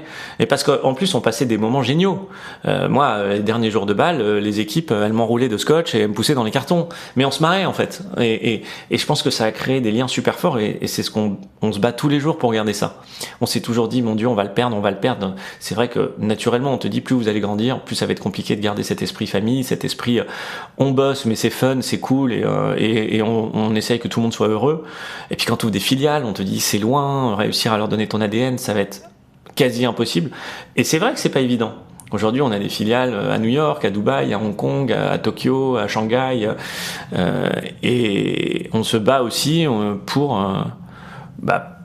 pour qu'ils aient ce mindset où on est proche des gens et où le mot famille compte vraiment, le mot de faire attention aux gens et d'essayer qu'ils soient heureux. Donc non, mais j'aime bien. En plus, c'est drôle, tu sais, tout à l'heure, tu disais souvent le diamantaire, c'est de père en fils. Là, c'était de père en fille. Et en plus, c'est ta femme. Donc, en plus, c'est une histoire d'amour derrière, que je trouve en plus est magnifique. Tu vois. Donc, je pense que ça doit être intense tous les jours, surtout depuis 20 ans, d'avoir grandi comme ça. Et je pense que la fusion doit être dingue. Et pas forcément des fois facile tous les jours, mais je trouve que c'est fou. Ouais, encore une fois, les choses se sont faites naturellement. Messica, ça a été notre premier bébé en fait avec Val.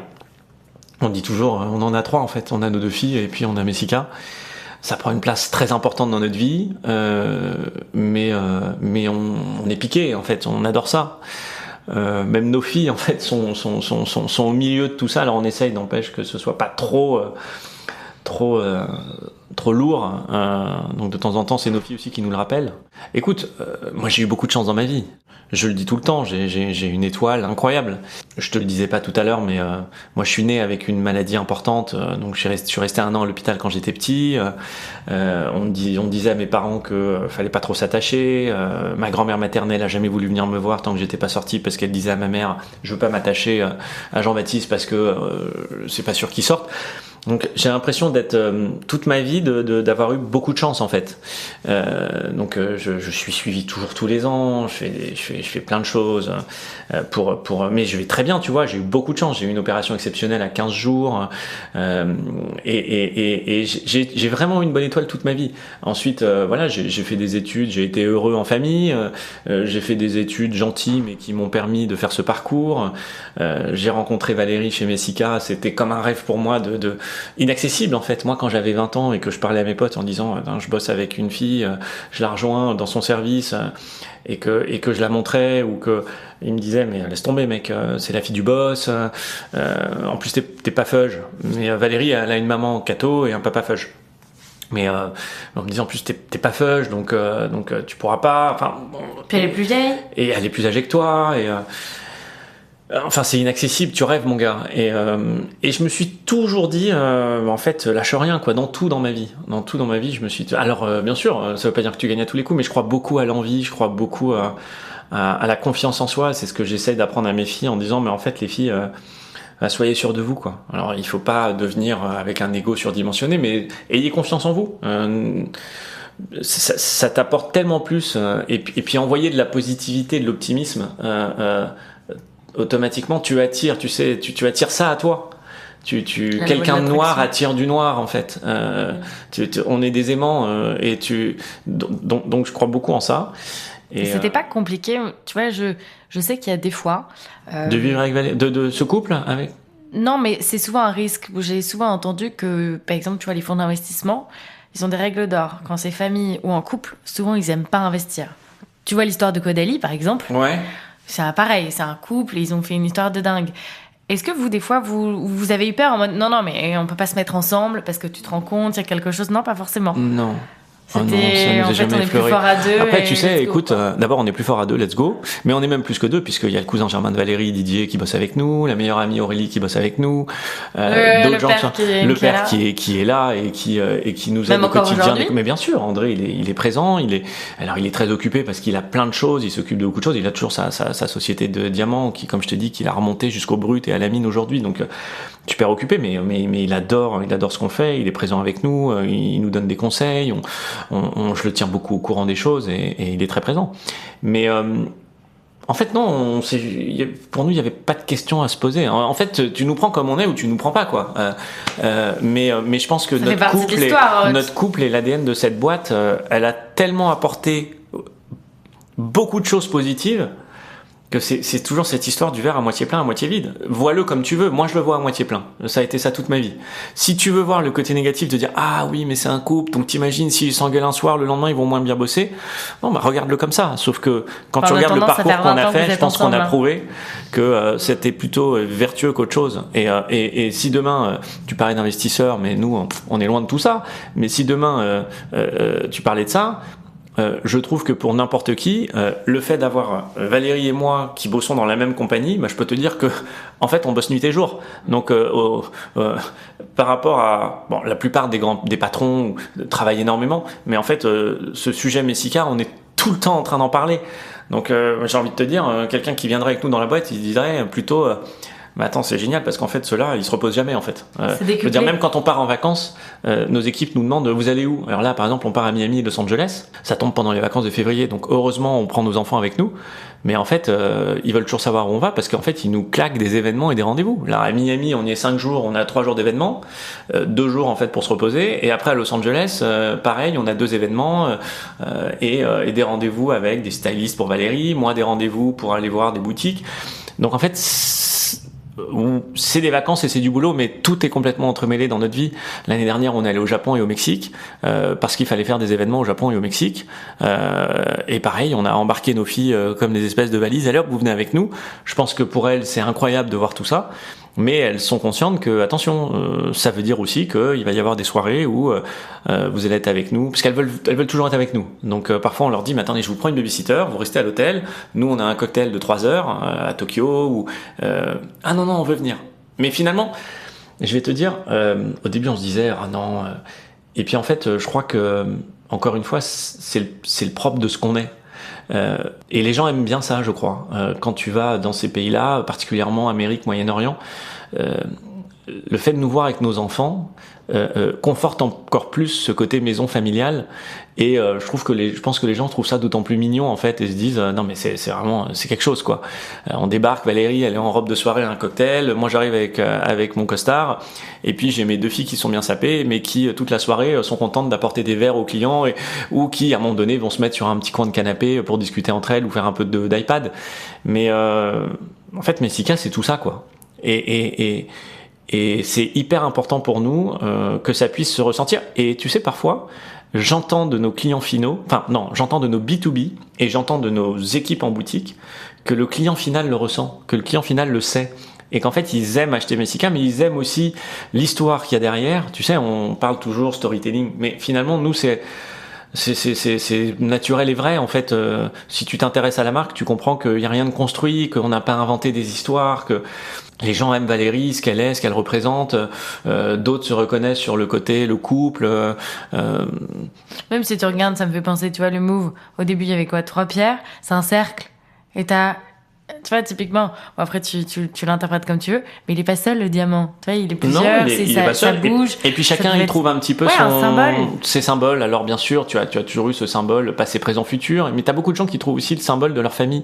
Tu en as qui ont un enfant, qui disent c'est moi, mon mari et mon enfant. Tu en as qui ont 3 enfants, c'est mes 3 enfants. Chacun trouve un petit peu son histoire, c'est marrant. Ah, j'adore. Et quand parce que tout à l'heure quand je te demandais donne-moi un exemple pour le wholesale. Mais en fait, à partir de quand vous avez changé, vous avez fait du retail ? Pourquoi ? Alors, parce que tu vois justement, je dirais pas. Alors, tu crées des liens avec les partenaires. Je fais exprès de te reprendre parce que on n'a pas changé, on a ajouté.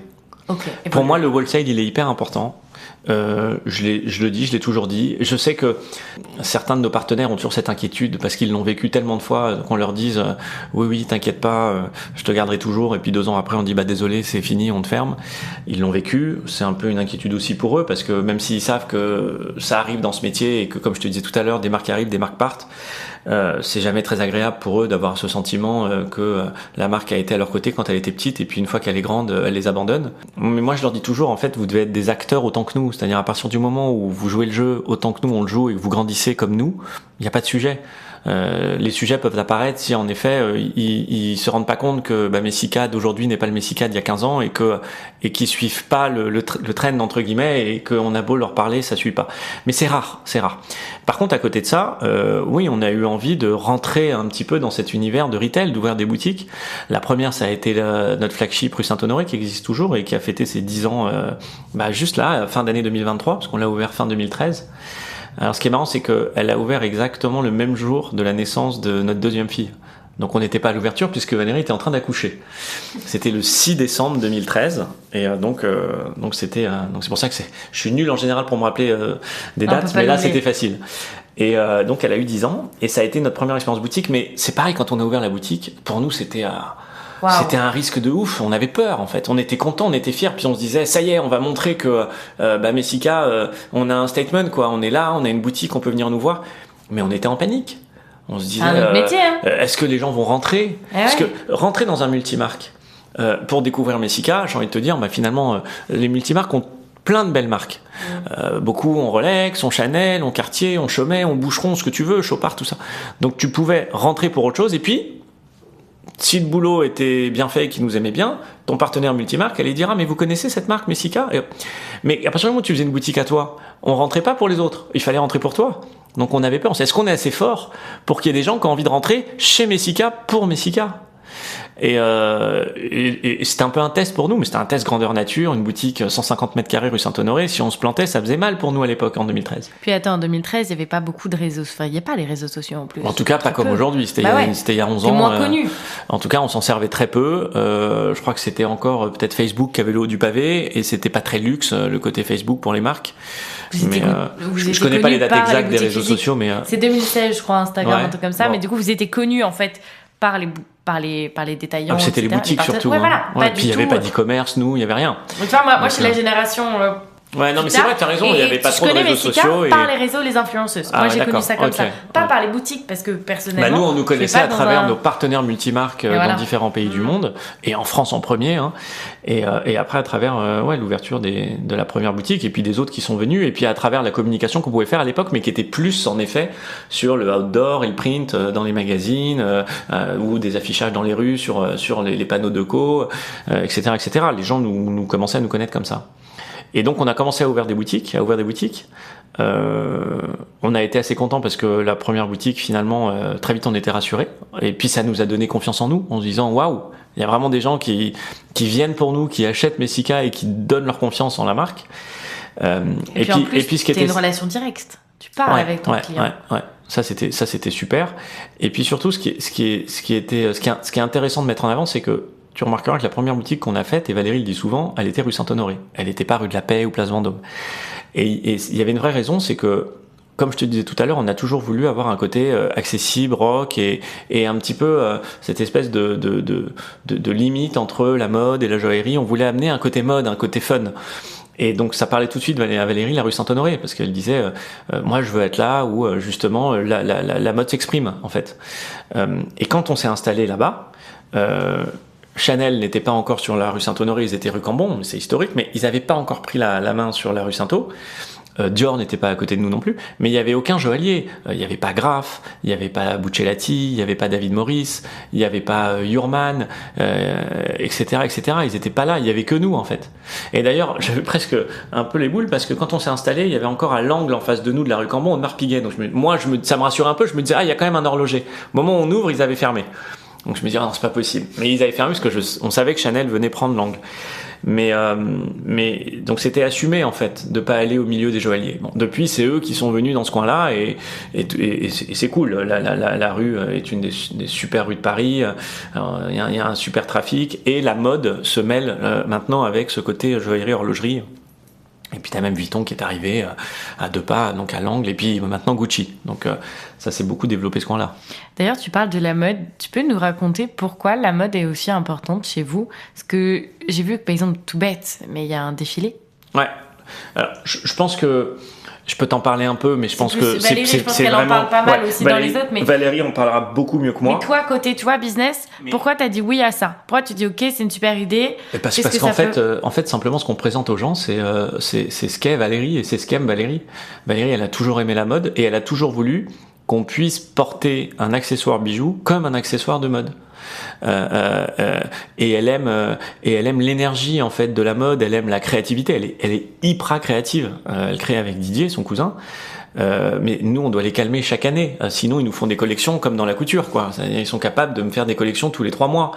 Je dis non, mais ça suffit. Donc, avec le temps, on a mis des choses dans des tiroirs, on calme la création, mais il y a cette énergie et cette force de créativité qui, je pense, peut se retrouver dans la mode. Et elle aime en effet cette idée de rendre en effet le bijou accessoire de luxe, comme tu vas t'acheter encore une fois ta veste chez Chanel. Et le fashion show était finalement l'espèce de lien direct, de continuité avec ça. En fait, à chaque fois qu'on essaye, en tout cas, à chaque fois qu'on fait quelque chose, on essaye d'être... Tu sais, on aime beaucoup utiliser ce terme de Messika, disruptive diamond, qu'on soit disruptif, qu'on soit différent. Ça fait des années qu'on dit ça. On essaye toujours de le faire. Alors je dis pas qu'à 100% du temps on y arrive, mais ce fashion show, c'était quelque chose qui a très vite parlé à Val, parce que faire des présentations finalement dans des salons avec des vitrines, bah très rapidement, nous on a trouvé ça un peu plan-plan. Et ce qu'on connaissait des mannequins avec les bijoux, c'était plutôt des grands dîners que pouvaient faire des marques avec des grandes tables, et où pendant le dîner tu avais quelques modèles qui marchent au milieu des tables et qui portent des parures, et je dis pas que ça fonctionne pas, hein.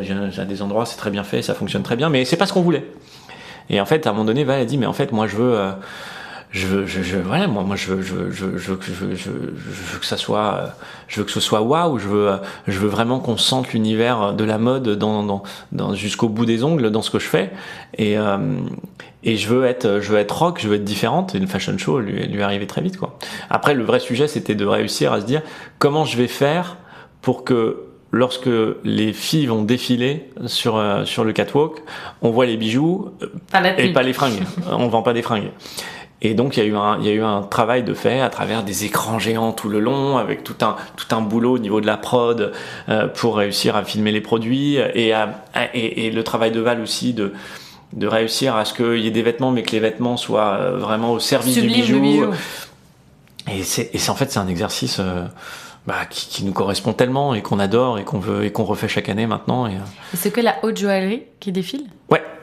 Tu peux nous parler à quel moment et pourquoi vous avez mis en place le jeu? Parce que tu disais à un moment qu'au départ, quand tu présentais les collections, on te disait ouais, mais vous êtes diamantaire de base, vous n'êtes pas artisan. Comment vous êtes arrivé aussi à faire vos bijoux? Est-ce que c'est toujours des ateliers? Des fois tu rachètes? Vous avez créé le vôtre? Comment ça s'est passé?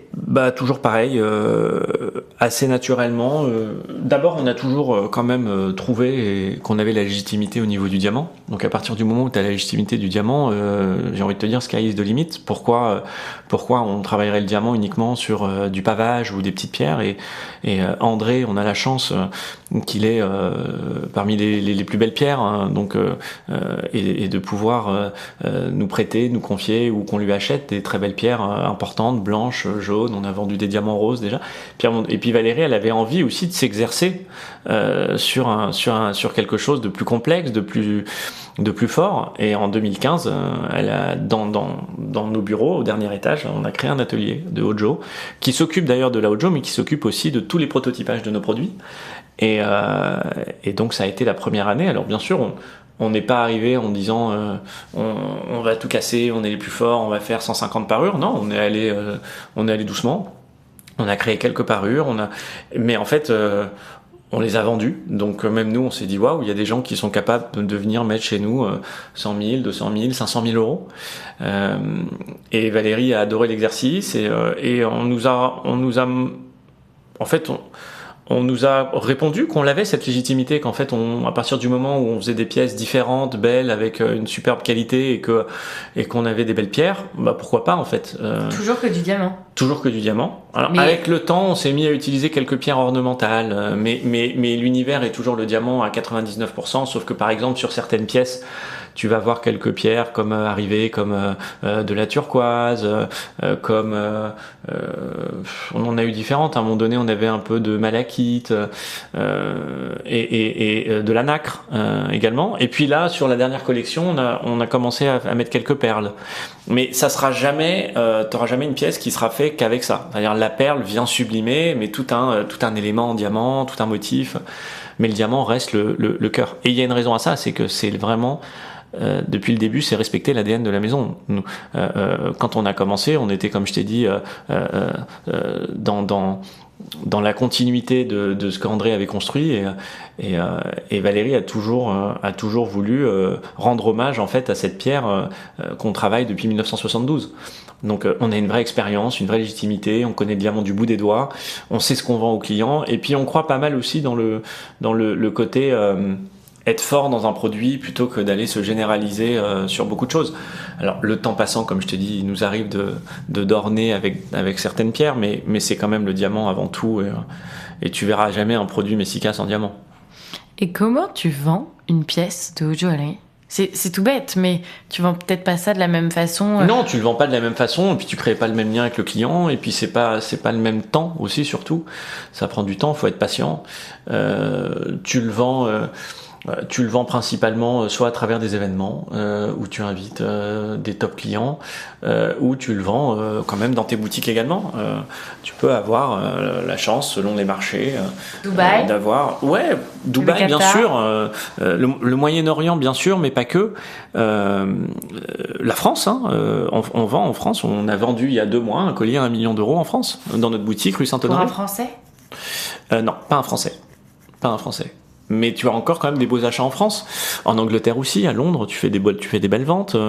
En Allemagne, il nous est arrivé de faire des très belles ventes. En Suisse, aux États-Unis, bien sûr, de plus en plus.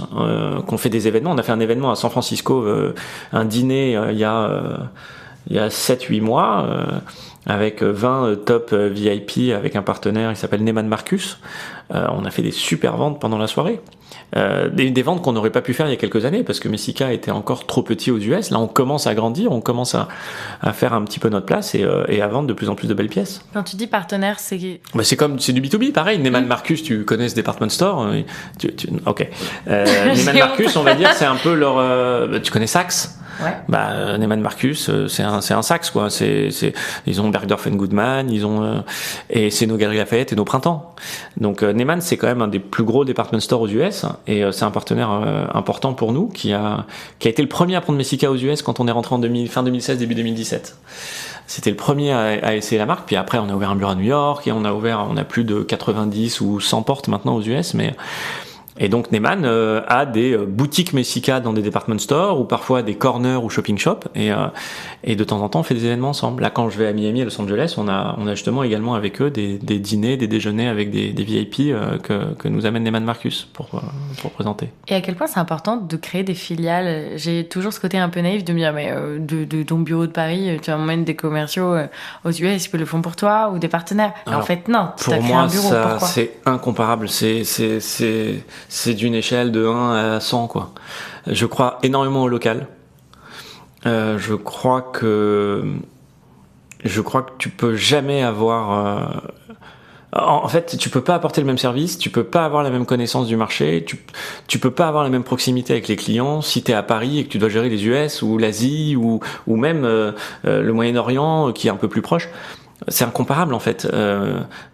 En fait, pour moi, dès le début, tu sais, il y a un peu différentes méthodes. Quand tu commences, tu peux te dire, je prends un agent parce que ça coûte moins cher que faire un bureau, ou je prends un distributeur. Alors, il nous est arrivé d'en prendre. On en a quasiment plus, mais on peut en avoir peut-être encore 1 ou 2.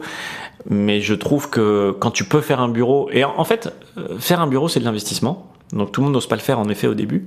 Mais en fait, moi, je suis parti du postulat de me dire, en fait, nous, on croit en notre marque, on croit dans le succès que la marque finira par avoir. Donc on fait l'investissement en fait. On prend un bureau, on met des équipes sur place. Ils sont 100% focus Messika, ils connaissent le marché. Ils vont créer ce lien avec le client qu'on pourra pas créer nous de Paris. Alors, pour moi, il n'y avait pas de question en fait. Je n'aurais jamais été capable, sans les bureaux que j'ai dans ces zones-là, d'en être là où on en est aujourd'hui. Jamais. Je suis sûr que de Paris, j'aurais jamais pu. Parce que eux vont travailler donc les relations avec les partenaires, aussi l'ouverture des boutiques. J'ai de tout en fait dans ces filiales. Alors ça dépend les maturités aussi, des filiales. Comment vous faites ? Oui, tout à l'heure on a parlé des boutiques, on s'est arrêté à notre boutique de Saint-Honoré, mais d'abord pour ta première question, dans les filiales, tu as la majorité des départements qui sont représentés. J'ai des gens pour le VM, j'ai des gens pour le marketing, pour la communication, j'ai de l'administration des ventes, j'ai de la finance. Donc j'ai des filiales où ils sont juste peut-être 7-8 et puis il y a des filiales où ils sont 20 maintenant. Donc tu représente vraiment le spectre en général du bureau. C'est un vrai mini bureau. Et après oui, je fais beaucoup de boutiques avec nos partenaires parce que justement j'ai toujours cru au wholesale, je crois encore au wholesale. Alors bien sûr on le développe moins qu'avant parce que dans certains pays on a atteint une maturité où je fais pas de nouveaux partenaires wholesale aux beaux endroits et c'est bon. Et simplement ce qui peut se passer justement c'est je sais pas, je vais prendre n'importe quel exemple. Lyon a été un des premiers à le faire en France. On avait des partenaires multimarques et puis un jour on a parlé, on a dit bon maintenant on est arrivé à un niveau de maturité pour faire une boutique. Alors j'aurais pu très bien dire merci, je te serre la main, c'était cool, j'ouvre ma boutique. Non, j'ai pas voulu faire ça, on n'a pas voulu faire ça, on est allé voir notre partenaire. Alors en l'occurrence c'est même lui qui est venu nous voir en disant est-ce que vous seriez d'accord qu'on fasse une boutique ensemble? Et je lui dis ok, ça me fait plaisir, t'es historique chez nous et en France franchement j'aurais pu les faire tout seul, on était déjà fort, on est assez connus. Maintenant en fait c'est pareil, en fait c'est comme pour les bureaux, je crois vachement au local. Et puis le retail, c'est pas évident. C'est un autre métier que construire une marque. C'est pas pour rien qu'une marque comme Rolex, qui est dans notre métier le roi, ne s'est pas lancée. Alors oui, ils viennent de racheter Bucherer, mais en dehors de ça, Rolex ne s'est jamais lancé dans le retail. Ils ont jamais fait de boutique en propre Rolex. Ils l'ont toujours fait avec des partenaires. Je crois, si je dis pas de bêtises, qu'ils ont une ou deux qui leur appartiennent en Suisse, mais sinon 99,9% des boutiques Rolex dans le monde sont faits avec des partenaires locaux. Et ça, c'est quelque chose qui nous a toujours parlé. Moi, en fait, soit t'as cette idée de te dire mais si tu avec des partenaires, tu vas partager la marge.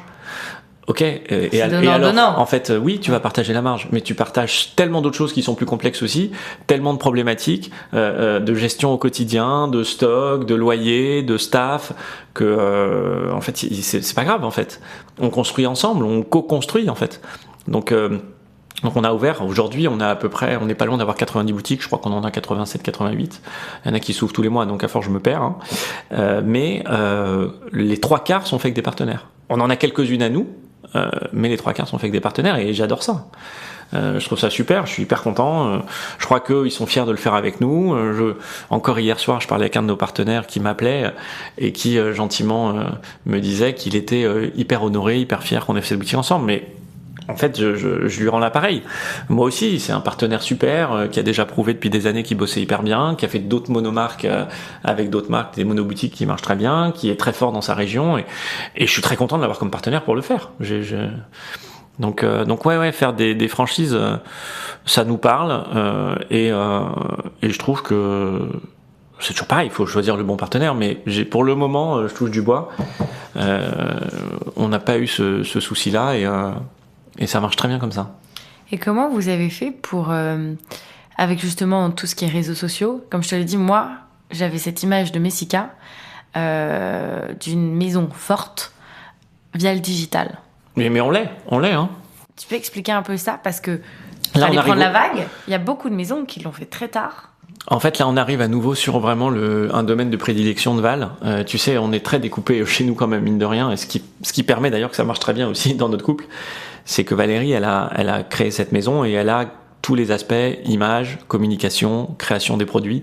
Et moi, je suis l'aspect développement business. C'est une créatrice, c'est une communicante. Ouais. C'est tout ce qu'elle aime et c'est ce qu'elle fait le mieux. Valérie, elle est moins à l'aise quand il faut aller vendre sa marque, mais comme tous les créas, en fait. Les créas, ils savent pas se vendre en général. Ils sont pas toujours à l'aise. Donc, heureusement que ça a été moins ma force. Mais c'est pareil, tu sais, en fait, encore une fois, ça a été, on s'est pas dit stratégiquement, ok, on va rien faire dans les magazines, machin, on va mettre tout notre argent sur les réseaux sociaux. Non, on a ouvert une page Insta comme beaucoup avec 0 follower. On a commencé, on a bien entendu jamais acheté un follower. On a grandi naturellement, on a été content de passer les 1000, les 10 000, les 100 000. Je pense que la chance qu'on a aussi, c'est que d'être dans l'air du temps. Valérie, elle est vraiment dans l'air du temps. Elle adore la communication, elle le capte assez bien. On est très entouré de jeunes. La moyenne d'âge de Messika, c'est 34 ans. Et nos clients sont aussi... on est quand même assez fort également avec les jeunes. Alors, la moyenne d'âge des clients? Ouais. Bah, je saurais pas te dire. Je saurais pas te dire parce que c'est pas des datas qui remontent et qu'on a, mais c'est surtout que je sais qu'on est très fort avec les jeunes, mais je sais aussi qu'on touche tous les âges. On vend à toutes les femmes. Il y a une question un petit peu dans le même style qu'on nous posait souvent, c'est est-ce que Messika c'est plutôt une marque pour telle région du monde ou telle région du monde? Bah, la chance qu'on a, c'est que non, en fait. Les mêmes produits se vendent au Japon, en Chine, en Europe, au Moyen-Orient, aux États-Unis et en Russie quand on avait accès à la Russie. On n'a pas de produits typiques de cette zone ou de cette zone, donc on est assez il y a un côté assez universel et homogène qui nous porte. C'est fort, hein, parce que c'est pas le cas de certaines marques qu'on entend. Bah, typiquement, je peux pas te dire la marque parce que je m'en souviens plus, mais j'avais lu encore ça dans un article. T'as des maisons qui typiquement dépendent beaucoup de l'Asie et d'autres beaucoup des États-Unis, où bah en fait ton revenu il est pas du tout homogène, et en fait dès que t'as un marché qui va pas, bah t'es en risque. Alors que si t'es homogène, tu regardes là, vos œufs sont dans plusieurs paniers, vous faites de l'e-commerce, vous avez des partenaires, vous avez des physiques et des boutiques en propre. Enfin, et puis sur les régions du monde, on n'est pas dépendant d'une région, ça c'est certain. Alors on y fera toujours attention, et c'est vrai qu'en particulier chez certaines marques, il y a toujours eu des sujets qui pouvaient être un peu trop dépendants du marché chinois. Alors nous, c'est pas le cas. Alors je vais pas te mentir, c'est pas le cas parce qu'on n'a jamais voulu, mais c'est aussi le fait qu'on est rentré très tardivement nous en Chine. Tu sais, nous à chaque jour valait sa peine. Il a fallu construire de zéro, ouvrir des marchés, comprendre comment fonctionnait une marque, faire grandir des bureaux, et donc et des équipes. Et quand on a commencé à être assez fort en Europe et au Moyen-Orient, fin 2016, on s'est dit bon, il y a 2 marchés qu'on n'a pas touchés, c'est le continent asiatique et le continent américain, lequel on attaque. On s'est tous mis d'accord qu'on attaquait l'américain en premier. À contrario de tout ce qui se faisait à l'époque, puisque dans les années 2010, c'était aussi les super années.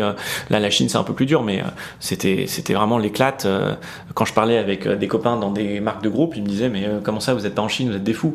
Mais en fait, on pensait que il fallait qu'on aille gagner nos médailles et notre légitimité aux US pour passer un step. On était persuadés que ça. Il fallait que Messika mette les pieds aux US et qu'on commence ce travail. Et la Chine, on l'a attaqué, enfin la Chine et même le Japon, etc., etc. Le premier point de vente qu'on ait ouvert là-bas, c'est octobre 2020. Il n'y a pas longtemps, en plein Covid en plus. Et c'est Pékin, Shin-Kung Place, SKP.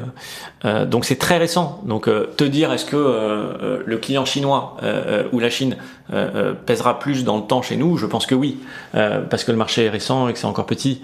Il y a énormément de choses encore à construire. Mais en fait, tu sais, quand tu regardes en général les études qu'ils peuvent faire sur le luxe et peut-être plus particulièrement sur notre métier, je peux me tromper un petit peu, mais grosso modo, j'ai toujours lu ou entendu que tu avais à peu près 40% du business du luxe qui pouvait se faire sur l'Asie, 30% sur les US, Amérique, et 30% restant IMIA. Okay, nous, on est à l'inverse de ça aujourd'hui. Et on est à l'inverse, non pas parce que, je crois, on s'est mal débrouillé ou qu'on est nul en Amérique et en Asie, mais simplement parce qu'on est jeune et qu'on vient de commencer.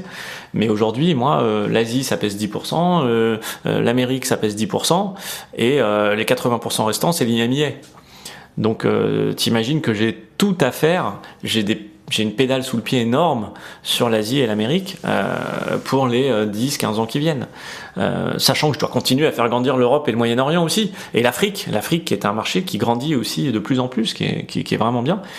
Donc ouais, on a un énorme boulot à faire sur l'Amérique et l'Asie, mais c'est ce qui est hyper excitant.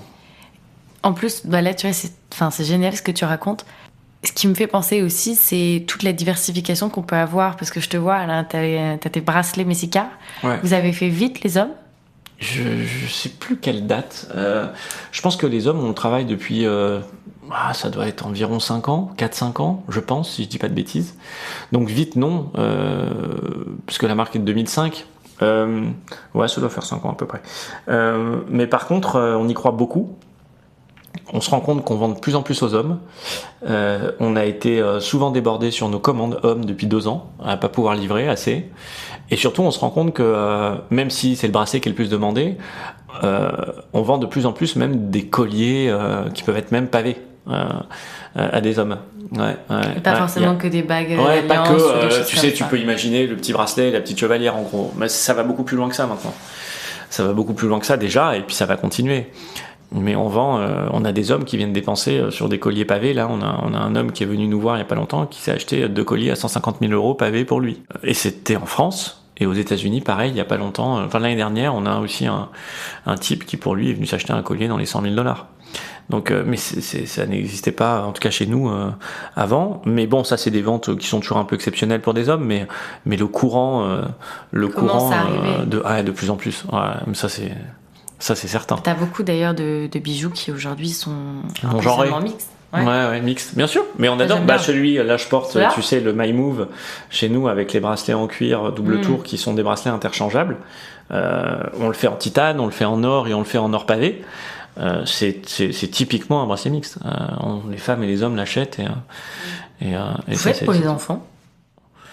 On n'a pas une ligne enfant, mais dans la collection Move classique, enfin la collection Uno, tu as des tout petits motifs avec un petit diamant qui bouge, qui peuvent aller à des enfants.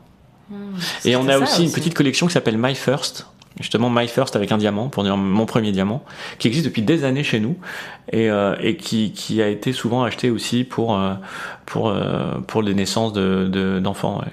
Derrière, tu peux graver le nom du bébé et tout. Ouais.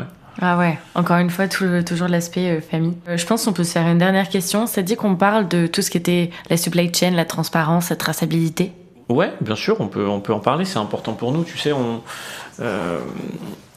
comme je te dis, nous, on a une chance, c'est d'avoir André avec nous. André, ça fait 50 ans qu'il fait du diamant, et André, c'est quelqu'un qui est très respecté, qui fait très attention à tout ça. T'as plusieurs aspects, et sur ce genre de domaine, je vais vraiment faire attention à pas dire de bêtises, parce que je veux pas nous faire passer pour les meilleurs du monde, parce qu'on a beaucoup de travail à faire. Maintenant, on a commencé des choses et c'est très important pour nous. D'ailleurs, à côté de ça, on a créé aussi une fondation sur la partie sociale, le côté social de faire des choses, la fondation Valérie Messica. Mais sur la partie traçabilité, nous, on achète 100% de nos diamants à André. 100%. On n'achète aucun diamant sur le marché. Donc, on a la traçabilité du diamant totale. André lui-même a remonté la chaîne, puisque comme je t'ai dit aujourd'hui, il s'est associé, il a racheté donc une taillerie en Namibie que je suis allé voir l'été dernier. Comment ça marche? T'es géologue, donc t'es obligé de... Ouais, non, mais, tu as les mines qui sont soit les mines de terre, soit les mines des fonds marins. Non, on n'en fait pas. Après, les diamants sont sortis bruts. Les diamants bruts, donc nous, on achète à travers De Beers, majoritairement. C'est eux qui ont la plupart des mines? Ouais, ça reste quand même un des plus gros acteurs dans ce métier. Les diamants sont bruts, sont taillés dans des tailleries et après arrivent sur le marché ou sont achetés directement. Et donc nous, la chance qu'on a aujourd'hui, c'est que on achète du brut directement. Donc on achète beaucoup sur la Namibie, sur le pays dans lequel on a une manufacture de taillerie. Et en plus, il y a un côté vraiment joli dans cette histoire. Encore une fois, c'est que André est le premier employeur de personnes handicapées de Namibie, puisque dans cette taillerie, ils ont mis une règle d'or quand elle a été ouverte, c'est que la moitié du staff est handicapé. Donc on y est allé, et donc tu as des gens sur chaise roulante, mais tu as beaucoup de gens aussi sourds et muets, avec certains staffs qui, eux, savent parler la langue des signes, et donc qui traduisent. Mais donc tu as à peu près, si je me trompe pas, 60 à 70 personnes. J'étais au mois d'août avec Valérie et avec mes enfants. C'est très émouvant en plus, et puis c'est encore une fois essayer de donner du sens à tout ça. La taillerie est en Namibie et ensuite on l'achète à André et ça vient sur nos bijoux. Et après on achète également des diamants auprès d'un seul site holder parce qu'en fait t'as différentes. Ce qui est jamais évident à comprendre, c'est que tu vas avoir ce qu'on appelle les petits diamants, le mêlé, le pavage. Et tu vas avoir les plus grosses pierres ça provient pas forcément des mêmes mines. Donc le diamant pavage, ça on l'achète auprès de ce qu'on appelle un site holder. Ça je sais pas si tu as déjà entendu ça, mais les site holders, il y en a quelques-uns. Ce sont un groupement enfin c'est même pas un groupement, mais ce sont certaines grosses compagnies qui ont le droit d'acheter directement à De Beers et ensuite eux ils revendent.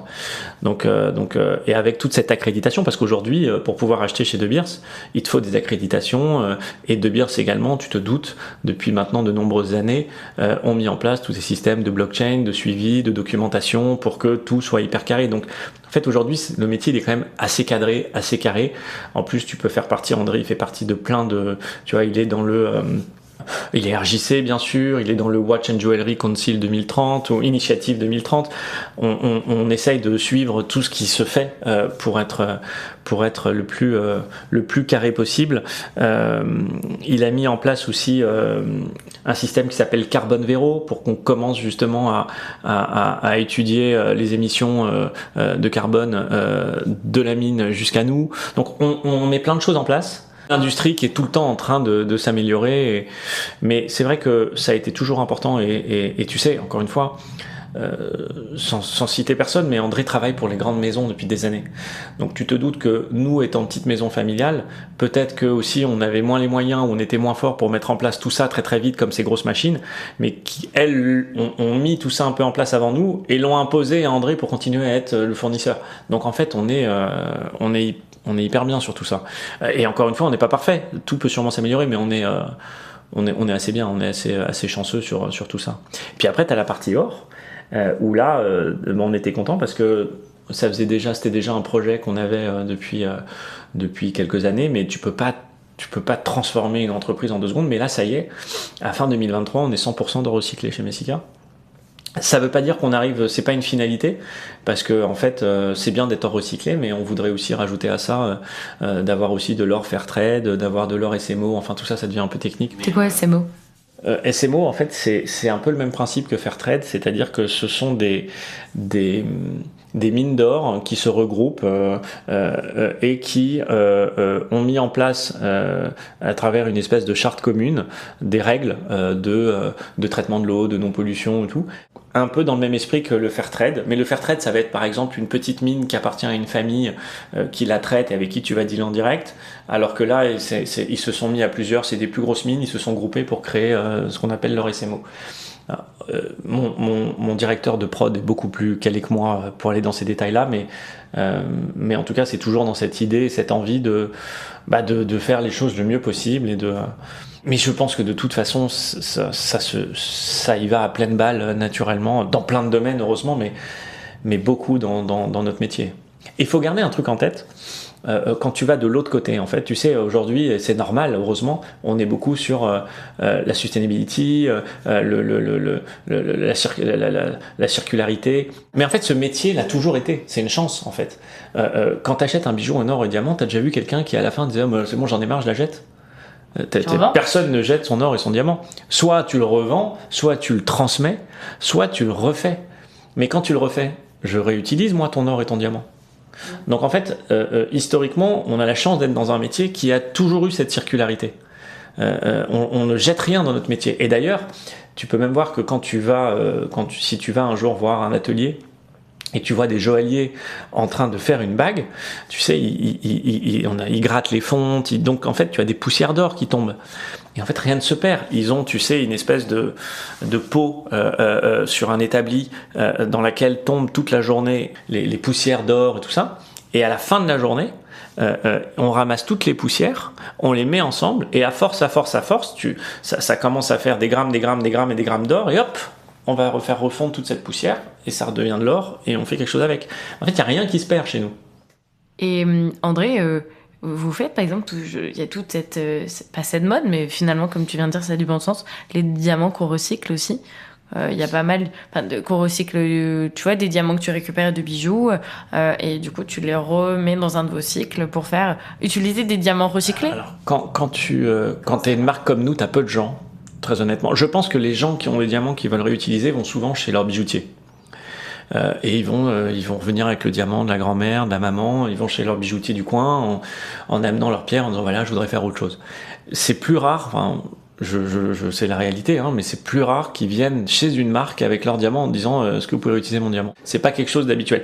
Ceux qui peuvent le faire, ça nous est déjà arrivé, c'est des clients un peu habituels, fidèles de la maison, qui sont avec nous depuis des années, qui à un moment donné vont dire à leur ambassadeur dans la maison ah mais à propos j'ai un diamant depuis longtemps, est-ce que vous accepteriez de le remonter. Ça nous est déjà arrivé, mais c'est rare.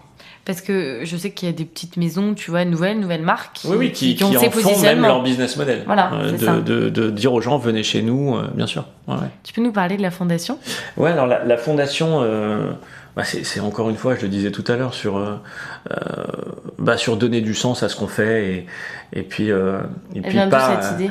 Valérie a toujours voulu c'est redonner en fait, André aussi en fait, c'est redonner un petit peu. Ok, on a une super boîte, elle a bien grandi, elle a une belle valeur, on gagne bien notre vie, c'est cool.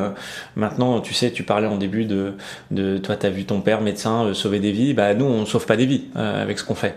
Alors oui, on essaye malgré tout justement d'améliorer la vie des gens, et on a des salariés dont on s'occupe et on fait les vivre avec leur famille etc.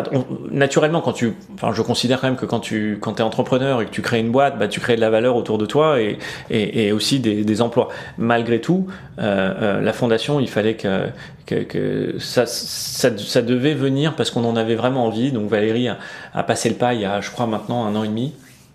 Donc on est abrité sous la Fondation de France.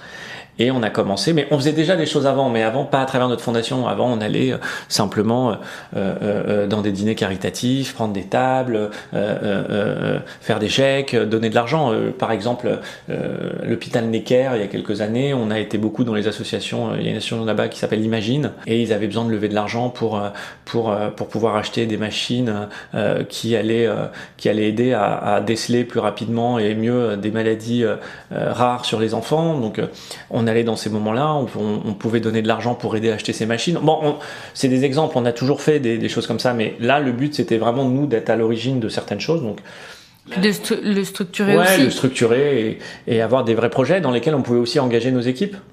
Donc là, par exemple, on a fait quelque chose avec l'ONG Care. On a créé une collection dans laquelle on reversait pour l'ONG.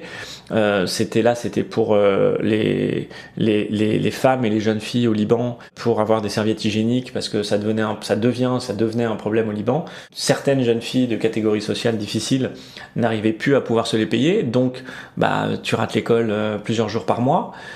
Donc on a pris ce sujet en main avec eux. Alors je te dis pas qu'on a tout révolutionné et tout changé, mais n'empêche qu'on a pu donner plusieurs centaines de milliers d'euros suite à nos ventes de collection pour acheter des serviettes hygiéniques. On accompagne une association depuis quelques années qui s'appelle Tout à l'école au Cambodge. Si je me trompe pas, c'est Tina Kiefer qui s'en occupe. Et on a plus d'une trentaine ou quarantaine, je sais plus exactement, pardonne-moi, mais de jeunes filles élèves qu'on suit chaque année et qu'on finance pour pouvoir suivre l'école. Il y a des associations comme l'association de Tony Garn qu'on suit également et à qui on a fait plusieurs fois des dons, qui s'occupent également d'aider les enfants en Afrique pour l'éducation, etc. On essaie de faire des choses et là on est sur le prochain projet, mais il n'est pas encore validé, donc je peux pas t'en parler parce que on n'est pas encore calé, mais ça avance. Ouais, c'est important. Là, encore une fois, ça fait partie des valeurs d'une famille aussi. C'est soutenir et de partager. Toi, tu parlais que les partenaires, c'est une relation pour une vie en fait, pour toute cette vie, en tout cas du premier bébé. Et en fait, dans tous vos gestes, ça se transmet. Donc, je comprends pourquoi une cliente, quand elle vient, forcément, ça doit se ressentir, des trucs qu'on n'explique pas. Mais si vous êtes comme ça de A à Z depuis le début, on essaye en tout cas. Et encore une fois, on peut faire beaucoup mieux et on doit faire beaucoup mieux. Et on n'est pas, on est loin d'être parfait, mais on essaye de faire plein de choses. T'es pas obligé de faire 1 milliard de chiffre d'affaires pour te dire, tiens, si je faisais une fondation pour me défiscaliser, tu vois, ça peut être aussi, tu vois, là, on a Bibi d'avoir des personnes handicapées. Tu te dis, ouais, mais attends, peut-être tu seras moins productif. Il y en a plein qui vont penser comme ça. Donc, c'est un effort que des fois tu peux faire et c'est de l'ouverture d'esprit. Et je trouve ça génial, moi. Ouais, je pense que ceux qui ont pu penser comme ça sont quand même de moins en moins présents. J'ose espérer que là-dessus, beaucoup de choses ont bougé, beaucoup de choses se sont ouvertes et que quand on a des succès et des jolies boîtes, on a envie, la plupart des gens ont quand même envie de le faire. J'espère, je pense. De je pense. De repartager, quoi. Question signature. T'es prêt? Ah, vas-y. J'ai essayé de me préparer un peu. Mais bon. Quelle est la première pièce de luxe que tu as eue ou achetée dans ta vie? Écoute, j'ai réfléchi et je pense que c'est moi qui me l'ai su acheter et j'ai toujours bien aimé l'Orlo. Et ma première pièce, c'était une montre de chez Jacques & Rose, qui était une petite marque et qui existe toujours, que j'aime beaucoup. Et ça a été ma première montre. T'avais quel âge? Je devais avoir 26, 27 ans, un truc comme ça. Moi aussi, je me suis offert ma première montre, je trouvais que c'était important. Ouais. La dernière que t'as acheté ou offert, hein? Ouais. La dernière, comme tu parlais de pièces dans le luxe, je l'ai vue de manière globale, donc je me suis acheté une jolie veste chez Prada. Vous êtes marié avec ta femme? Non. Toujours pas. Est-ce que il y a une alliance Messika? Peut-être non, que ça aurait vu. On s'est toujours pas marié. Chaque année, on se dit qu'on le fait et en fait, on fait tellement d'événements qu'on a l'impression que ça sera encore un événement en plus. Donc, on est sous l'eau. Mais il faudra le faire un jour. Même nos filles nous le demandent. Ce sera sûrement l'une des plus belles bagues de Messika. Ah, je sais pas. Puis surtout si c'est mais comment tu ferais? Parce qu'en plus c'est elle qui c'est la créatrice. Ça va être une tanasse. Faut que je prenne le diamant chez mon beau-père. C'est ma femme qui va vouloir faire sa pièce. Non, au niveau de la surprise, ça va être compliqué. Une des maisons que tu aimes le plus et pourquoi? Et s'il te plaît, ne parle pas de Messika. Non, je ne parle pas de Messika.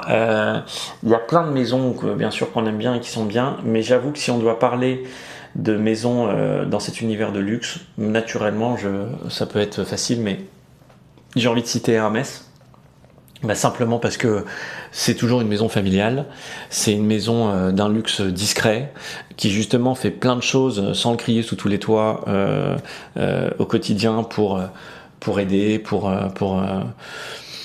j'aime beaucoup, je trouve qu'ils ont des belles valeurs. C'est une maison qui a jamais fait les montagnes russes, qui grandit sans faire de bruit et qui en termes d'excellence quand même a pas mal de leçons à donner à beaucoup. Qu'est-ce que tu aimes le moins dans le luxe et le plus? Le moins, je dirais, c'est le luxe bling bling. Ça revient un peu à ce que je te disais avant. Ça me parle pas, en tout cas. Mais bon, tu vois, je viens de te dire que je me suis acheté une veste Prada. Mais j'ai mis beaucoup de temps à acheter une veste Prada parce que justement, il y a l'écusson Prada dessus. Et Valérie se foutait de moi parce qu'à chaque fois, je lui disais, non, mais arrête, j'ai l'air d'une pub, en fait, c'est horrible. J'ai fini par y passer, mais tu vois, pour moi, ça a été un vrai step parce que j'aime pas quand c'est trop bling bling, quand on voit trop. Puis Prada, par exemple, est connu en plus pour leur nylon, si je te dis pas de bêtises. Donc, qui en soi, si je dis vraiment pas de bêtises, je crois que c'est une sorte de polyester qu'ils avaient fait à l'époque. Enfin, en tout cas, leur tissu. La veste que j'ai prise, elle est comme ça. Elle a un côté presque un peu kawaii, tu vois, un truc. Ouais, c'est ça que j'ai pris. En fait, c'est comme une veste de costard, mais avec ce côté nylon un peu ciré, tu sais. Ça lui donne un côté justement pas classique, mais un peu rock. Mais taillé en costume. C'est élégant, mais en même temps, tu peux mettre ça tous les jours. Donc, c'est plus malléable. C'est ce que j'ai pris. Et qu'est-ce que t'aimes le plus? En fait, bien sûr, pareil, ça peut être un peu cliché, mais ce travail de qualité, d'excellence. Et puis surtout, j'ai envie de te dire, on a la fierté, je trouve, d'un pays et de son savoir-faire. En fait, il y a quelque temps, tu pouvais entendre un petit peu, on va pas rentrer là-dedans, mais certains politiques qui disaient avoir honte que Bernard Arnault puisse être français, ou que l'industrie du luxe dans le pays soit si forte. Moi, je trouve qu'on n'a pas besoin d'être riche pour reconnaître l'importance du luxe ou pour s'approprier un peu ces valeurs-là. Je trouve qu'on a la chance d'avoir un pays avec un savoir-faire dingue, que ce soit dans l'univers de la mode du luxe, de la joaillerie, que ce soit dans l'univers de la gastronomie, que ce soit... je veux dire, c'est une chance, on rayonne à travers ça. Et donc, ce que j'aime le plus dans le luxe, je dirais, c'est ce qu'elle apporte de rayonnement à la France. Je trouve que c'est hyper important et qu'on doit en être fier. Et que si le luxe cartonne, le luxe français cartonne, tant mieux, cocorico, et que ça, et plus il cartonnera, plus ça créera des emplois, et voilà. Donc moi, c'est le truc que je retiens et que je trouve que c'est top. Ta définition du luxe? Alors là, c'est soit je suis cliché et t'as le droit d'en donner deux. Hein. Ouais, en fait, t'as le côté, la définition du luxe, bien sûr, c'est l'excellence, c'est la beauté, mais en fait, pour toi, pour moi, c'est voyager avec mes filles. C'est le temps. Ouais, c'est le temps, mais je pense pour beaucoup de gens aujourd'hui, plus important. Je pense qu'on aura toujours envie d'avoir des belles choses qui sont bien faites, où t'es heureux de les avoir, t'es fier, tu les transmettras plus tard. Notre vie, elle est quand même courte. Donc le luxe, c'est de pouvoir la passer avec les gens que t'aimes le plus possible, d'avoir des bons moments. Nos enfants grandissent vite. On passe son temps à te dire, profites-en, elles vont partir. Donc ouais, c'est être avec mes filles, ouais. Et en plus, on dit souvent que ce qui reste, ce sont des souvenirs. Et les voyages, c'est... Et tu vois, quand Valérie, souvent on se regarde, qu'est-ce que tu veux pour ton anniversaire? La dernière fois, je lui avais dit, écoute, franchement, si tu veux qu'on fasse un truc pour mon anniversaire un peu sympa, c'était pour mes 40 ans. Je lui dis, c'est partir tous les 4 en Laponie. Parce que moi, je voulais voir les yeux de mes filles. Devant les aurores boréales, devant les chiens de traîneau, je voulais voir ça. Et on l'a fait, on y était là, on y était en décembre. On a fait 4 jours. Et c'était super. Et enfin, pour toi, qu'est-ce que sera le luxe demain? Je pense que ce que je viens de te dire aura de plus en plus de sens et de valeur. Peut-être pour ça que l'expérience, tu sais, si tu regardes un peu le luxe, on met plus dans l'expérience. Qu'est-ce que tu offres en plus de ton produit? En fait, je crois aux deux. Encore une fois, je crois que quand tu commences à avoir accès au luxe, t'es heureux, t'es fier de pouvoir détenir certaines très belles choses. En dehors du fait que ça peut te donner un statut social, ça peut avoir l'importance pour certains, moins pour d'autres. Mais bon, tu peux avoir une fierté personnelle quand t'as commencé peut-être petit et que tu grandis, tu dis ça j'aurais jamais pu l'avoir il y a 15 ans et aujourd'hui je peux m'acheter une jolie voiture ou avoir une jolie montre.